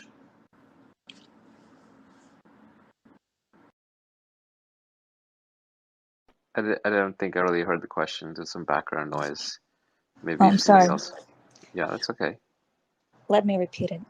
In your creation state, what you now think the most of, and essentially can't yet crack. Oh, yeah, I don't approach creativity that way. Um, it's not like there's a specific problem that I'm trying to solve my way past. It's more that I'm just always thinking and absorbing, walking around, learning, and then ideas will come to me. And I don't know where they come from. If I knew where they came from, then that would be pretty unique. Then maybe I could program a computer to do it and invent the AGI. But the reality is nobody knows how this stuff works. So you just kind of follow your natural intellectual curiosity. You load your brain with all kinds of problems and interesting things. Next thing you know, you're connecting things together and you're just having ideas. You're calling up your friends and your colleagues and pitching them. Most of them are nonsense. A few of them stick. You figure out how to brand them. You figure out how to execute on them. It's just like a big soup. I don't think too much about it. I don't think you can't engineer creativity. You can foster the conditions for creativity. Like when the cloud is heavy with rain, or it's like a big heavy cloud, the odds are higher it's going to rain. So for me, that is being alone or, comfortable. It's kind of like not having a lot of meetings, but yet still having intellectual stimulation, having quiet time, going for walks. Something about the brain is mechanically stimulated. I think a lot of people have their best ideas on walks. Showers are good places for ideas because you're accidentally meditating. You can't do anything else, and your mind's just kind of wandering freely. So I think there are positions you can put yourself in for creativity. If you have to solve a specific problem creatively, then I find that just loading it in your head before you go to sleep works well, and then just giving it time to percolate. But I don't really do things that way. I'm always thinking about a zillion different things I'm interested in, and creativity comes out. It's kind of fun that way. Well, it's funny because I think this area where we're just totally different people, right? From my perspective, We are totally different people, Ben. leaning into something, and I have to figure this out. And the walking does help, by the way. Whenever I get stuck writing, I take the dog for a walk. But for me, it's like it's forcing myself into it. And for sure, the same thing with zone, same thing with flow, all those sorts of things. But just sort of if I just sort of let myself sit around and wander, uh, no, it's like a consistent disciplined application of thinking that leads to sort of breakthroughs.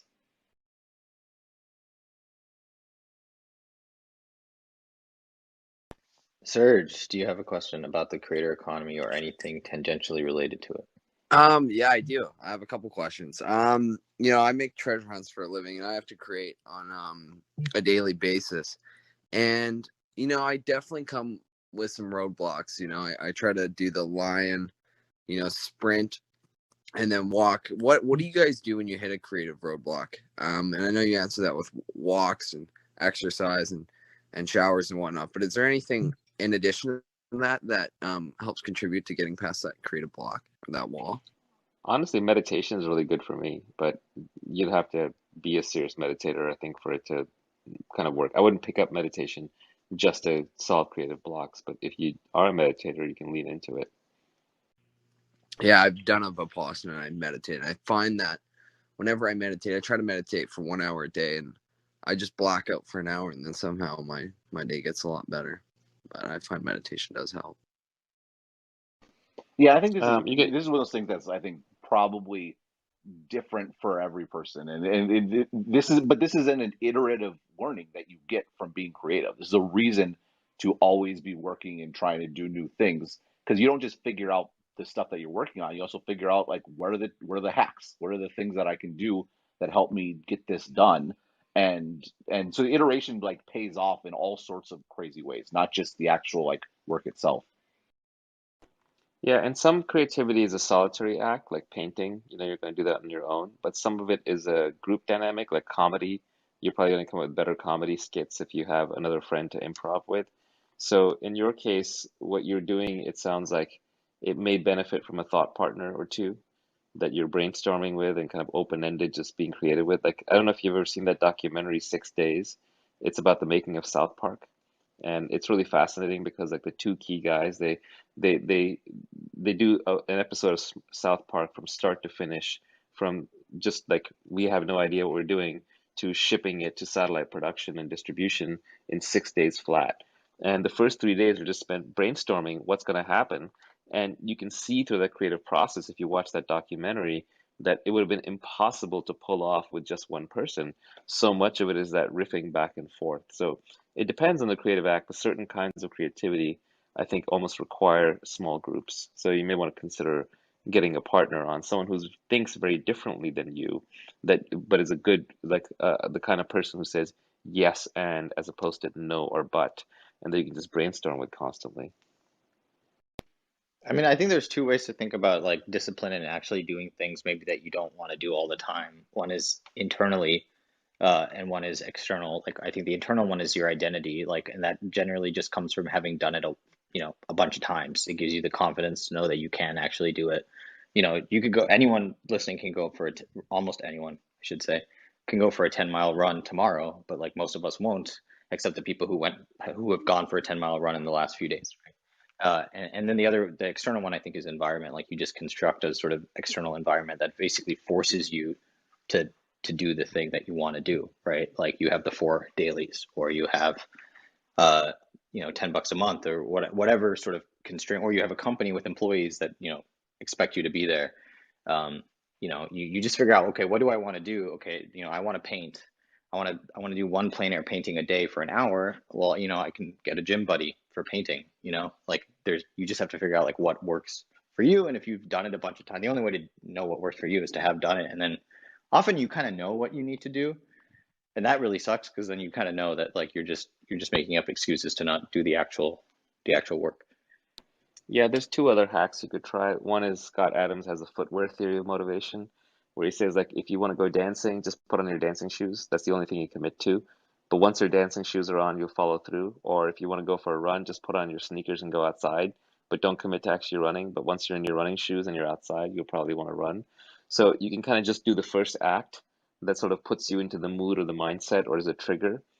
So you could try that. The other thing is you could do a form of structured procrastination, where if you don't feel like, let's say you're supposed to write today, journal, and you don't feel like journaling, then say, okay, today's my day, I'm going to do my taxes. This is my tax day. And you're going to sit down in front of your computer, do your tax, and you're going to hate it. You're going to be like, oh, shit, how do I avoid doing my taxes? Next thing you know, you're journaling or you're writing. So if it's like your second thing to do and there's something in front that you're supposed to do that you don't like even more, you might end up doing it. Yeah, I mean, for me with Gumroad, I knew I wanted to work on it for 5 years, and I knew it was gonna, I wanted to work on it 40 to 60 hours a week for that 5 year period. And so I raised money, and that solved that gave me the time, and it also gave me, like, I needed to do this now. I raised $1 million to solve this problem from these people. And this is, I'm going to be in this industry for a while, so like I better actually start, trying to turn that money into something more. And you hire people, and then hiring people, having a team, that's a great forcing function to be productive. I remember when you raised money. I think I was in Phil's Coffee we met on Van Ness. Yeah, Phil's Coffee. God, I remember you were just so young. I was like, oh my God, this guy's so young. And you were so cocky. Yeah, I think I was 18. I mean, I did have, You I were did say I so wanted to build cocky. $1 billion company. Right. And you were like, and I was number two or I was first employee at Pinterest, and I'm leaving to build $1 billion company, and it's all going really well. And I was just like, oh my God, he's so cocky. It's amazing. Well, it's the rational optimist. I felt like such a loser. I was like, what the hell was I doing when I was 18? What were you doing when you were 18? How did I you was in get into tech? school. I was in college like everybody else. I didn't have believe it or not, even though it looks harder, the younger generation is easier. You have more venues. When I got out of school, you either went to management consulting or investment banking, or you went to an MBA program or a PhD program. There was no like jump into tech and do startups and go to Y Combinator. Those options just didn't exist.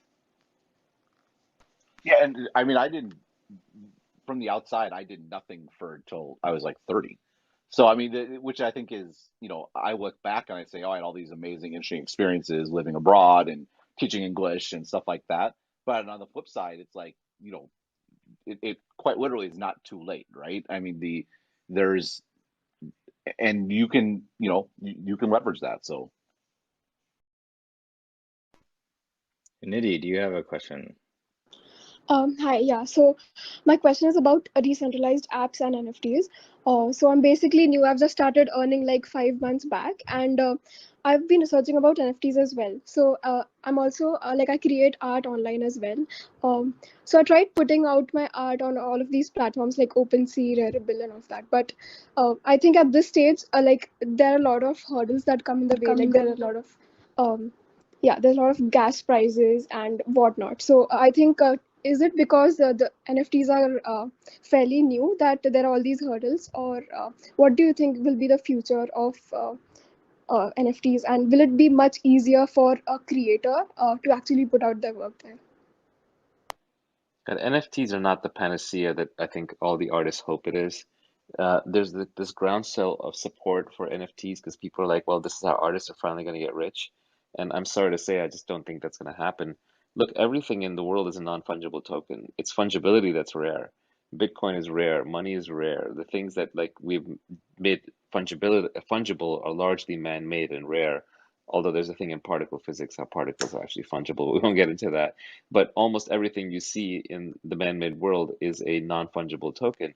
There's just an infinite amount of art. So the question is, how do you stand out? An NFT is too broad of a term. It covers an item that I pick up in a game that is enforced scarcity. It could be a piece of land in a metaverse. It could be a domain in a domain name system. Those all have enforced scarcity.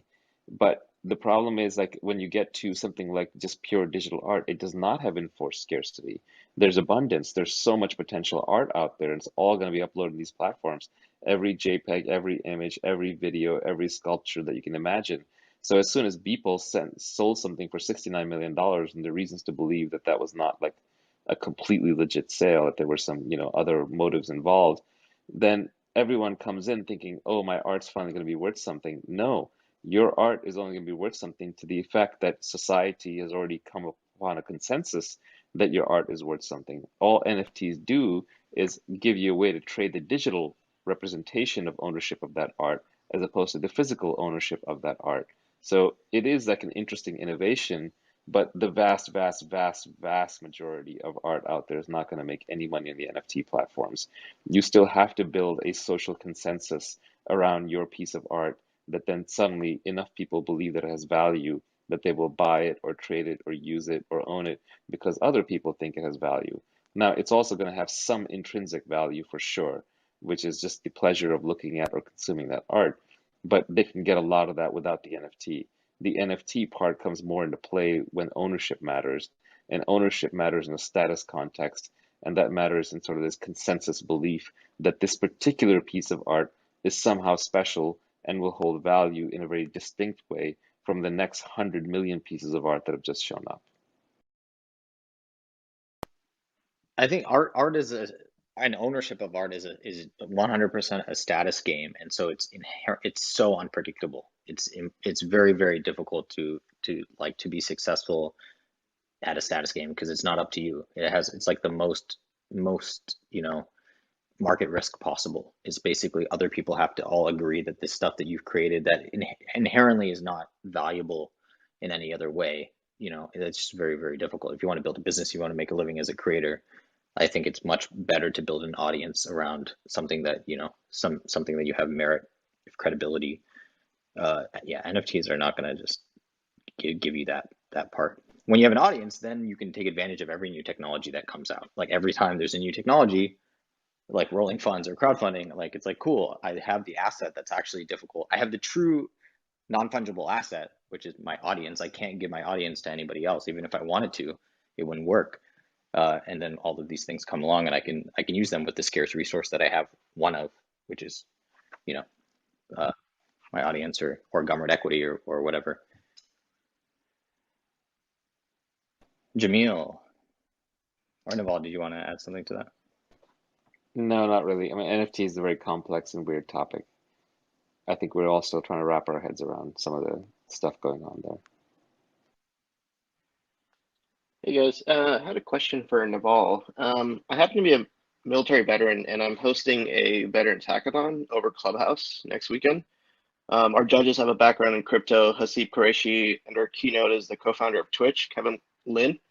I was wondering if you'd be interested in dropping in for a couple minutes and drop some gems to our veterans. That's kind of you, but I live an unscheduled life. I don't schedule or commit to anything, but thank you.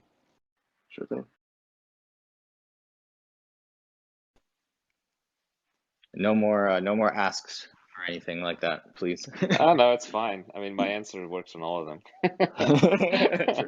I've seen this movie before. I mean, look, these are all good causes, and I reserve the right to drop in on any of them when they're happening if they're open. But I just don't want it sitting like a big turd on my calendar. I won't add any more on your plate, Naval. I just wanted to say thank you for all the great work that you've done. Been following you on YouTube and your podcasts, and a lot of the information that you give out is probably some of the best life advice I've ever come across. And in terms of the creator economy, I feel like COVID's actually just supercharged this particular aspect in the world, like NFTs, people working from home, people getting into art and music, and I'm pretty bullish on this this creator economy as such growing exponentially over the next 5 years, particularly in countries like India and Pakistan. So I really appreciate all the work you're doing. That's what I wanted to say. Thanks, Naval. That's very kind of you. Yeah, I mean, COVID definitely accelerated a lot of tech trends. It made us all introverted for a little bit, made us all tech driven for a little bit. It's reflected in the values of the tech stocks and tech adoption.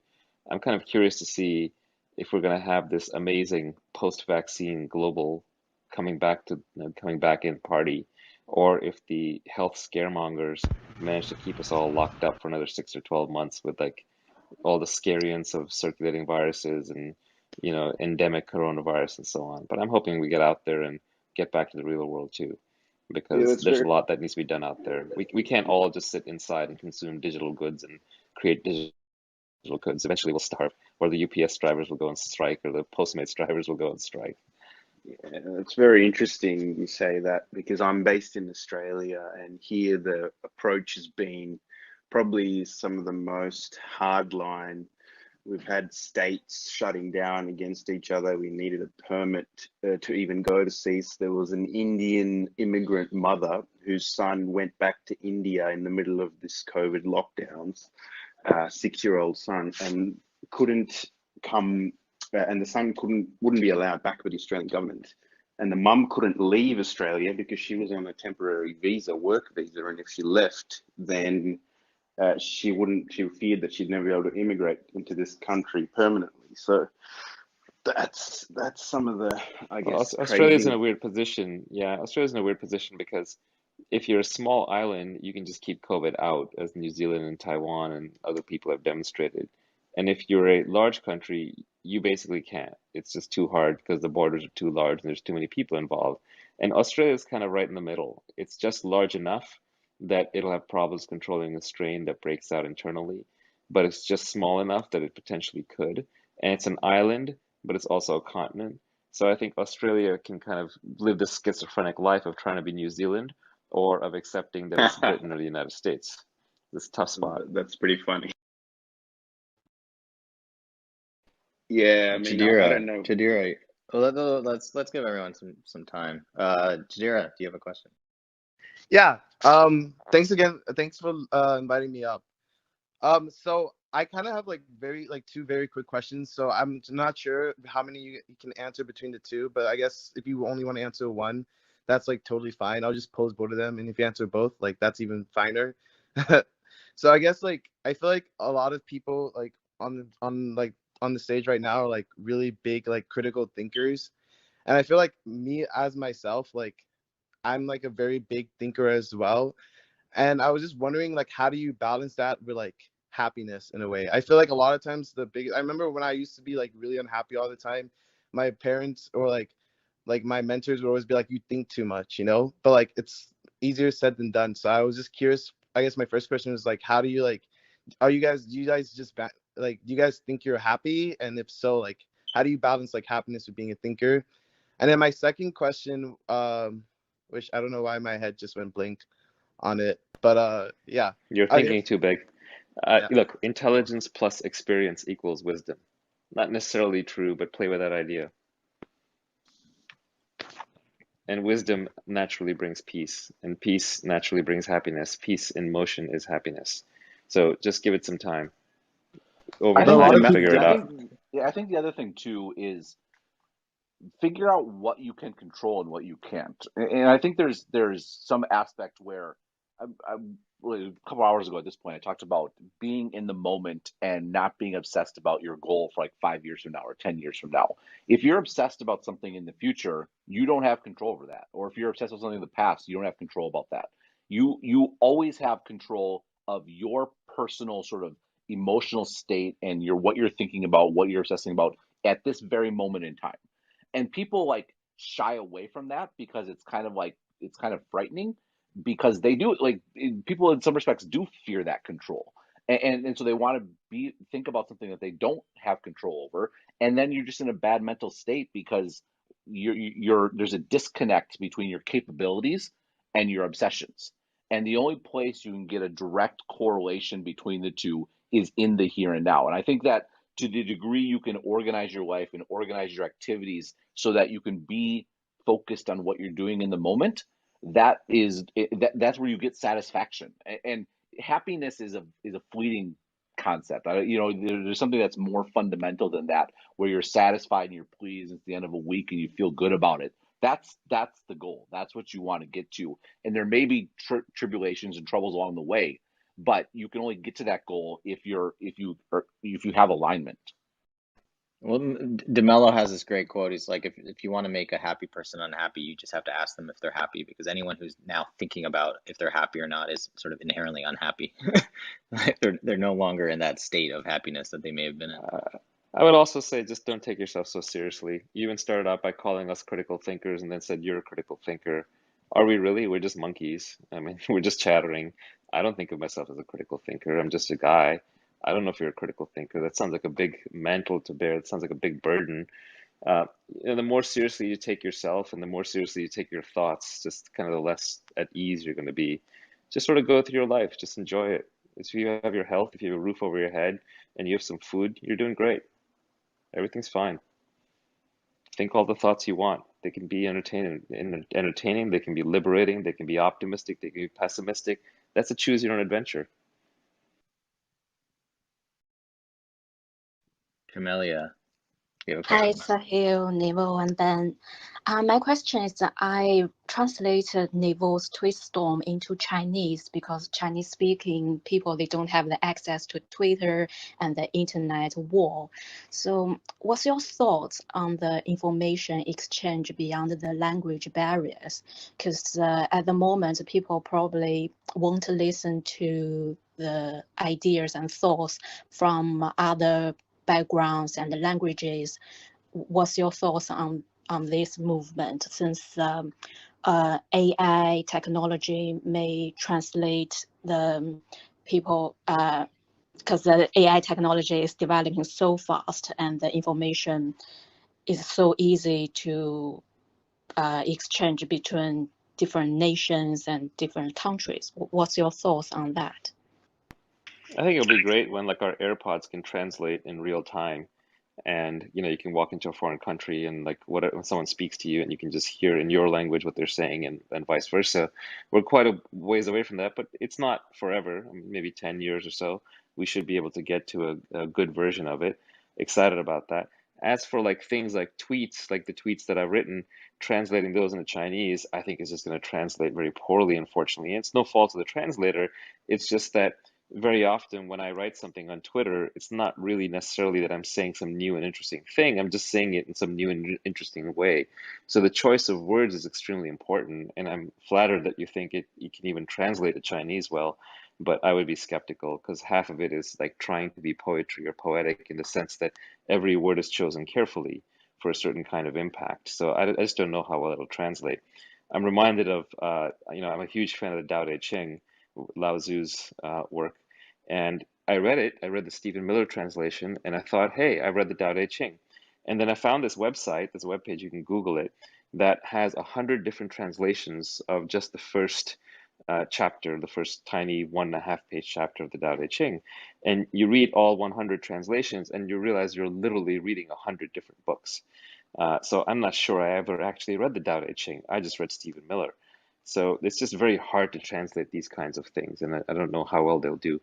Certain kinds of things do translate well. Like if you're translating, how general relativity works, for example, or how to operate a specific piece of machinery, the factual content there is what matters. So if there are some changes in the actual inflection or tone or choice of adjectives or balance of the words or the length of the words, it's not going to matter. But if it's the more it approaches poetry, the less translatable it is. And I don't mean this as a bragging thing. I just mean it's the nature of Twitter, where every word counts. So you're forced to choose very few words. So it ends up looking more like fortune cookie work or haiku or what have you. And so it just doesn't translate that well. But it's nice of you to do it, to get it across. I really do appreciate that.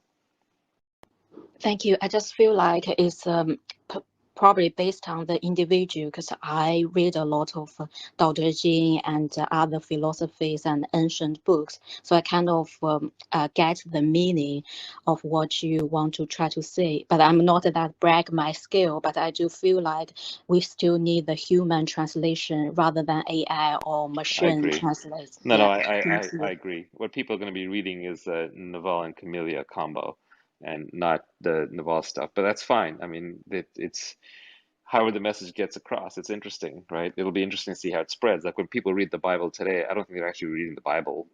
They're reading lots and lots of interpretations and connections and photocopies and mixes and different agendas all kind of put together. They're just reading a different thing. But that doesn't mean it shouldn't be read. It's still interesting. It's just a different thing. I would guess that like the transcripts from my podcast and How to Get Rich are going to probably translate a little bit better than the tweet storm, but by all means, give it a shot. I think it's great that you tried. And look, at the end of the day, a lot of these things I write for myself. So even as a translator, if you translate it yourself, you're going to absorb the principles better than most, and you may be able to apply them to your own life if they're helpful. Definitely. Thank you so much. Guys, Homer. how are you? So I have a question. So the whole creator economy is like really about individualism, and like, you know, it's also true for NFTs. So my question is like, how are you thinking about like more of a collective value, right? Like if you're thinking about NFTs, and earlier Naval mentioned that you know, artists are looking to get rich right now with NFTs and stuff like that, but like vast majority of them won't. And like it's known that like, you know, in the artist community and generally there's a lot of like thoughts about kind of like socialism, things that are more collaborative. Like what are these like the collaborative aspects and like the collaboration aspects with this kind of new world of creators, money, collaboration and stuff like that? That's kind of my question. I think one thing, someone did send me a message during this conversation noting that it's not a Clubhouse room unless there's a mention of NFTs. And I think that there is an aspect here where talking about NFTs in the context of creation is like talking about credit cards. And it's like, what, I'm not sure, like, yeah, okay, I can understand credit cards are great. My personal business runs on credit cards, but that's not what my business is about. Like that's sort of like a means to an end. Like what the creative economy is about your audience, and it's about your fans.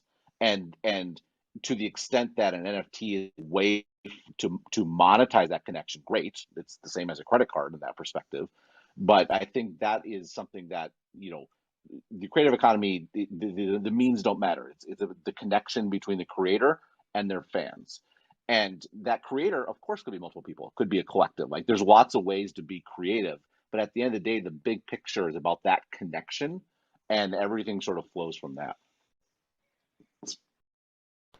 I'm unfortunately going to need to bounce soon, so I've got maybe one or two more questions in me, then I got to go.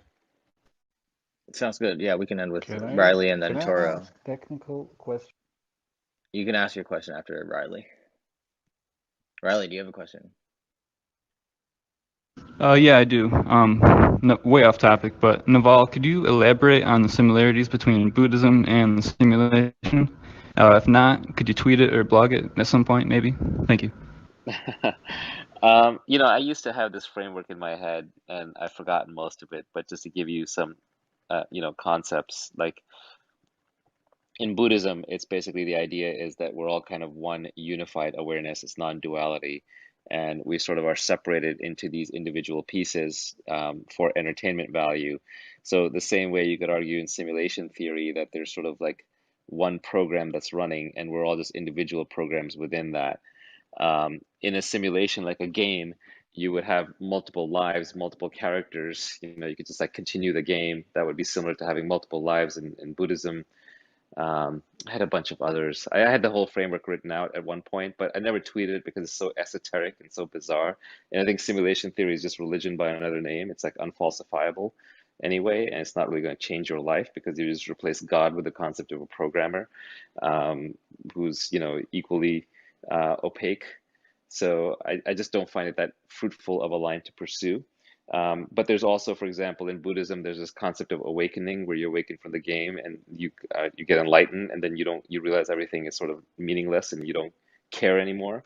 The same way in a game, if you get a cheat code and you sort of win the game, or if you just decide you don't want to play the game anymore because you have the cheat code or you're tired of the game, then as a game character, you're kind of done and the game becomes uninteresting.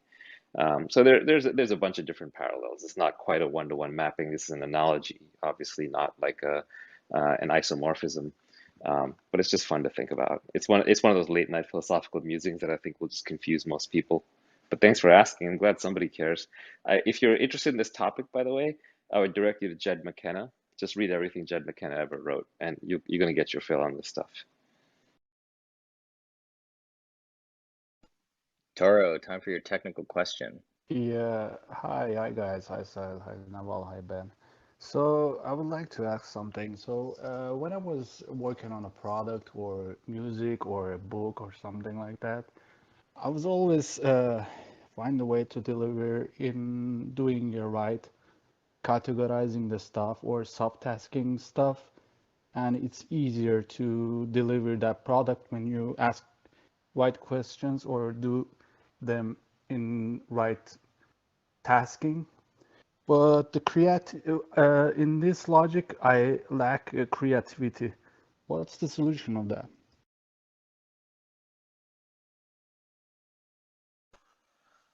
Well, I would say creativity is asking the right questions. So I mean that's not that that's a satisfying So answer. when you put the subtasks, when you do that subtask that you haven't known before, you using your rationality, right? But when you do the product itself, there is a lack of creativity because you overthink rationally, and you have to switch back and forth, but it's very hard to switch back and forth from rational person to creative person, you know?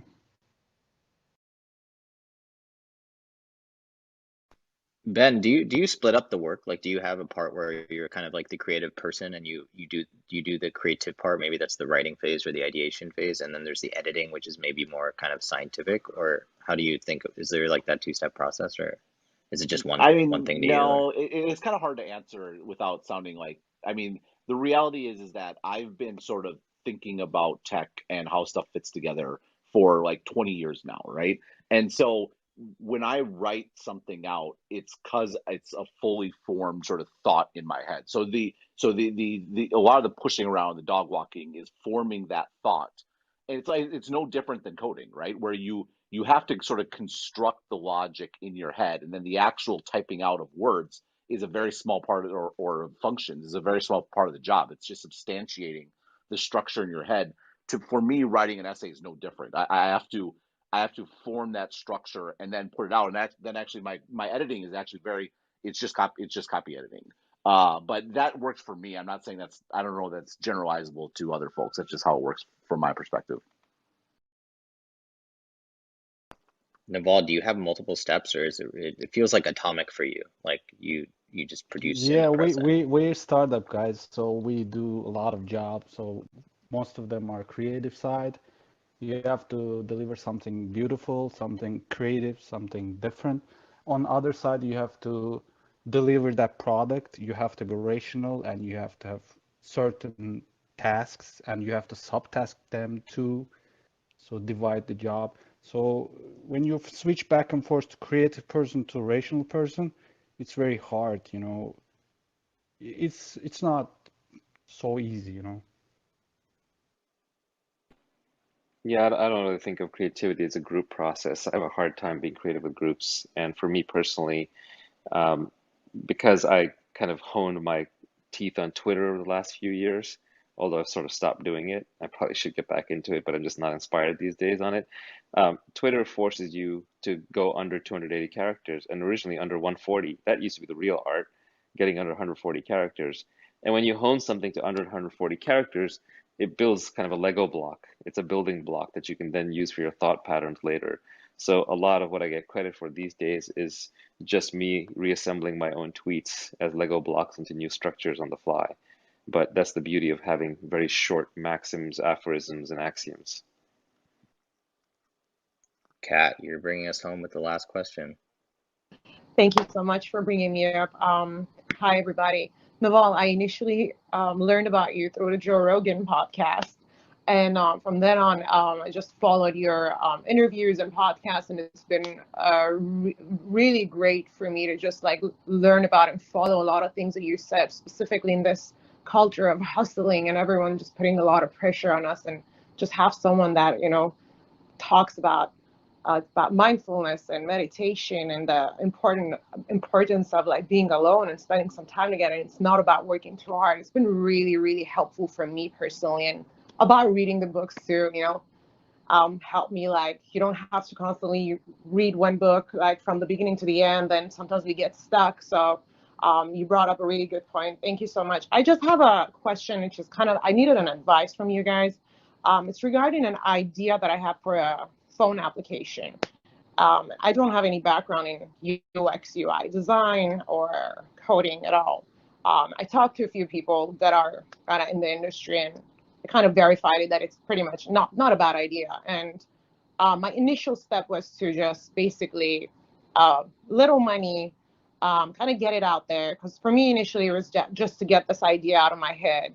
And when I talk to my friends who are in especially the design UX UI game, what I got is that I'm being bombarded with all this idea that if it's a good idea or not bad, you don't want to put less money in it and have a very amateur, not a good design, and then whatever coding, because initially your product's going to be out there and it's really not going to be worth anything because it's not going to be good. So you really need to have a very good designer do it, and someone offered me to do it, but they wanted to share in it, and I'm pretty much very confused because I don't even understand why would they, like, how do they know it's going to be even something that they initially want to share in it.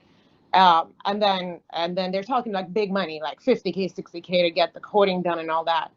And I was just confused because my initial thing was just a little money, maybe, like, I have friends abroad, they could do it for me, maybe Yeah, with could you 10K. hurry up with the question? Sorry, because I do want to No, I, sleep. th- I think I get the gist of it. So, Sorry, I'm no, getting no, all it's over the. okay. It's all right. It's fine. It's fine. Um, so thank you for the kind words. I would look, I could be nice to you and make you feel good and kind of give you the wrong answer, or I can save you the time in the future and the pain and give you what I think is the right answer. So I'm not a pull punches kind of person, so I'm just going to give you what I think is the right answer. Startups are the Olympics of technology. You're getting the absolute best and brightest people in the world who've been training their entire lives, just like Olympic athletes, and they moved to Silicon Valley and they dedicated their lives to their craft and they work day and night. These are some of the smartest people in the world, and they build apps and they compete on a winner-take-all playing field where the number one wins everything, the number two gets like a little something, and the number three just completely loses. So you don't show up in the app game to build any kind of a serious app unless you're going all in with an A-class team. And so that is the formidable structure of this industry, because the winning solution can literally make $1 billion.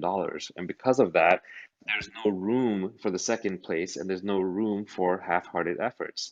So even $50,000 is not going to get you a great app. If you're passionate about a great app, if you have an app idea that you really care about and you want to see this thing succeed, you're going to need the best people in the world to work with you. And those people are often working on their own projects and they're often not even hireable. No amount of money can hire them.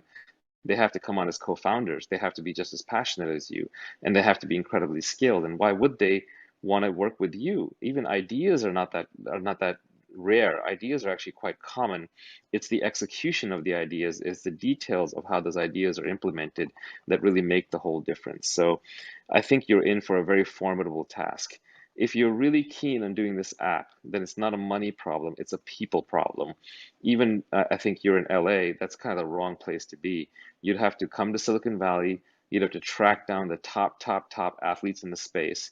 You'd have to convince them to work with you. You'd have to convince them that they should keep you on board. You'd have to convince them to spend their time into it, and the money will materialize. And the amount of money that will eventually materialize, if it's a good idea and it's a good team, is on the order of millions of dollars. You cannot build a great prototype by outsourcing it for tens of thousands of dollars overseas, not unless you just happen to get incredibly lucky and you yourself are an incredible product designer who will sit there and watch every pixel and push it in the right place because you've done that thing 100 times before over a decade. So unfortunately, this is not a game for amateurs. And I don't say that to dissuade you or to discourage you or to make you feel bad. I'm trying to state it factually. One way to think about it is when people say, I have an idea, do you have a tech team to do it? It's kind of like someone saying, it's like if I were to say, I have an idea for a book, do you have an author? Do you have someone to write it? The value is in the writing, the difficulty is in the creation, and every detail in that creation matters a lot.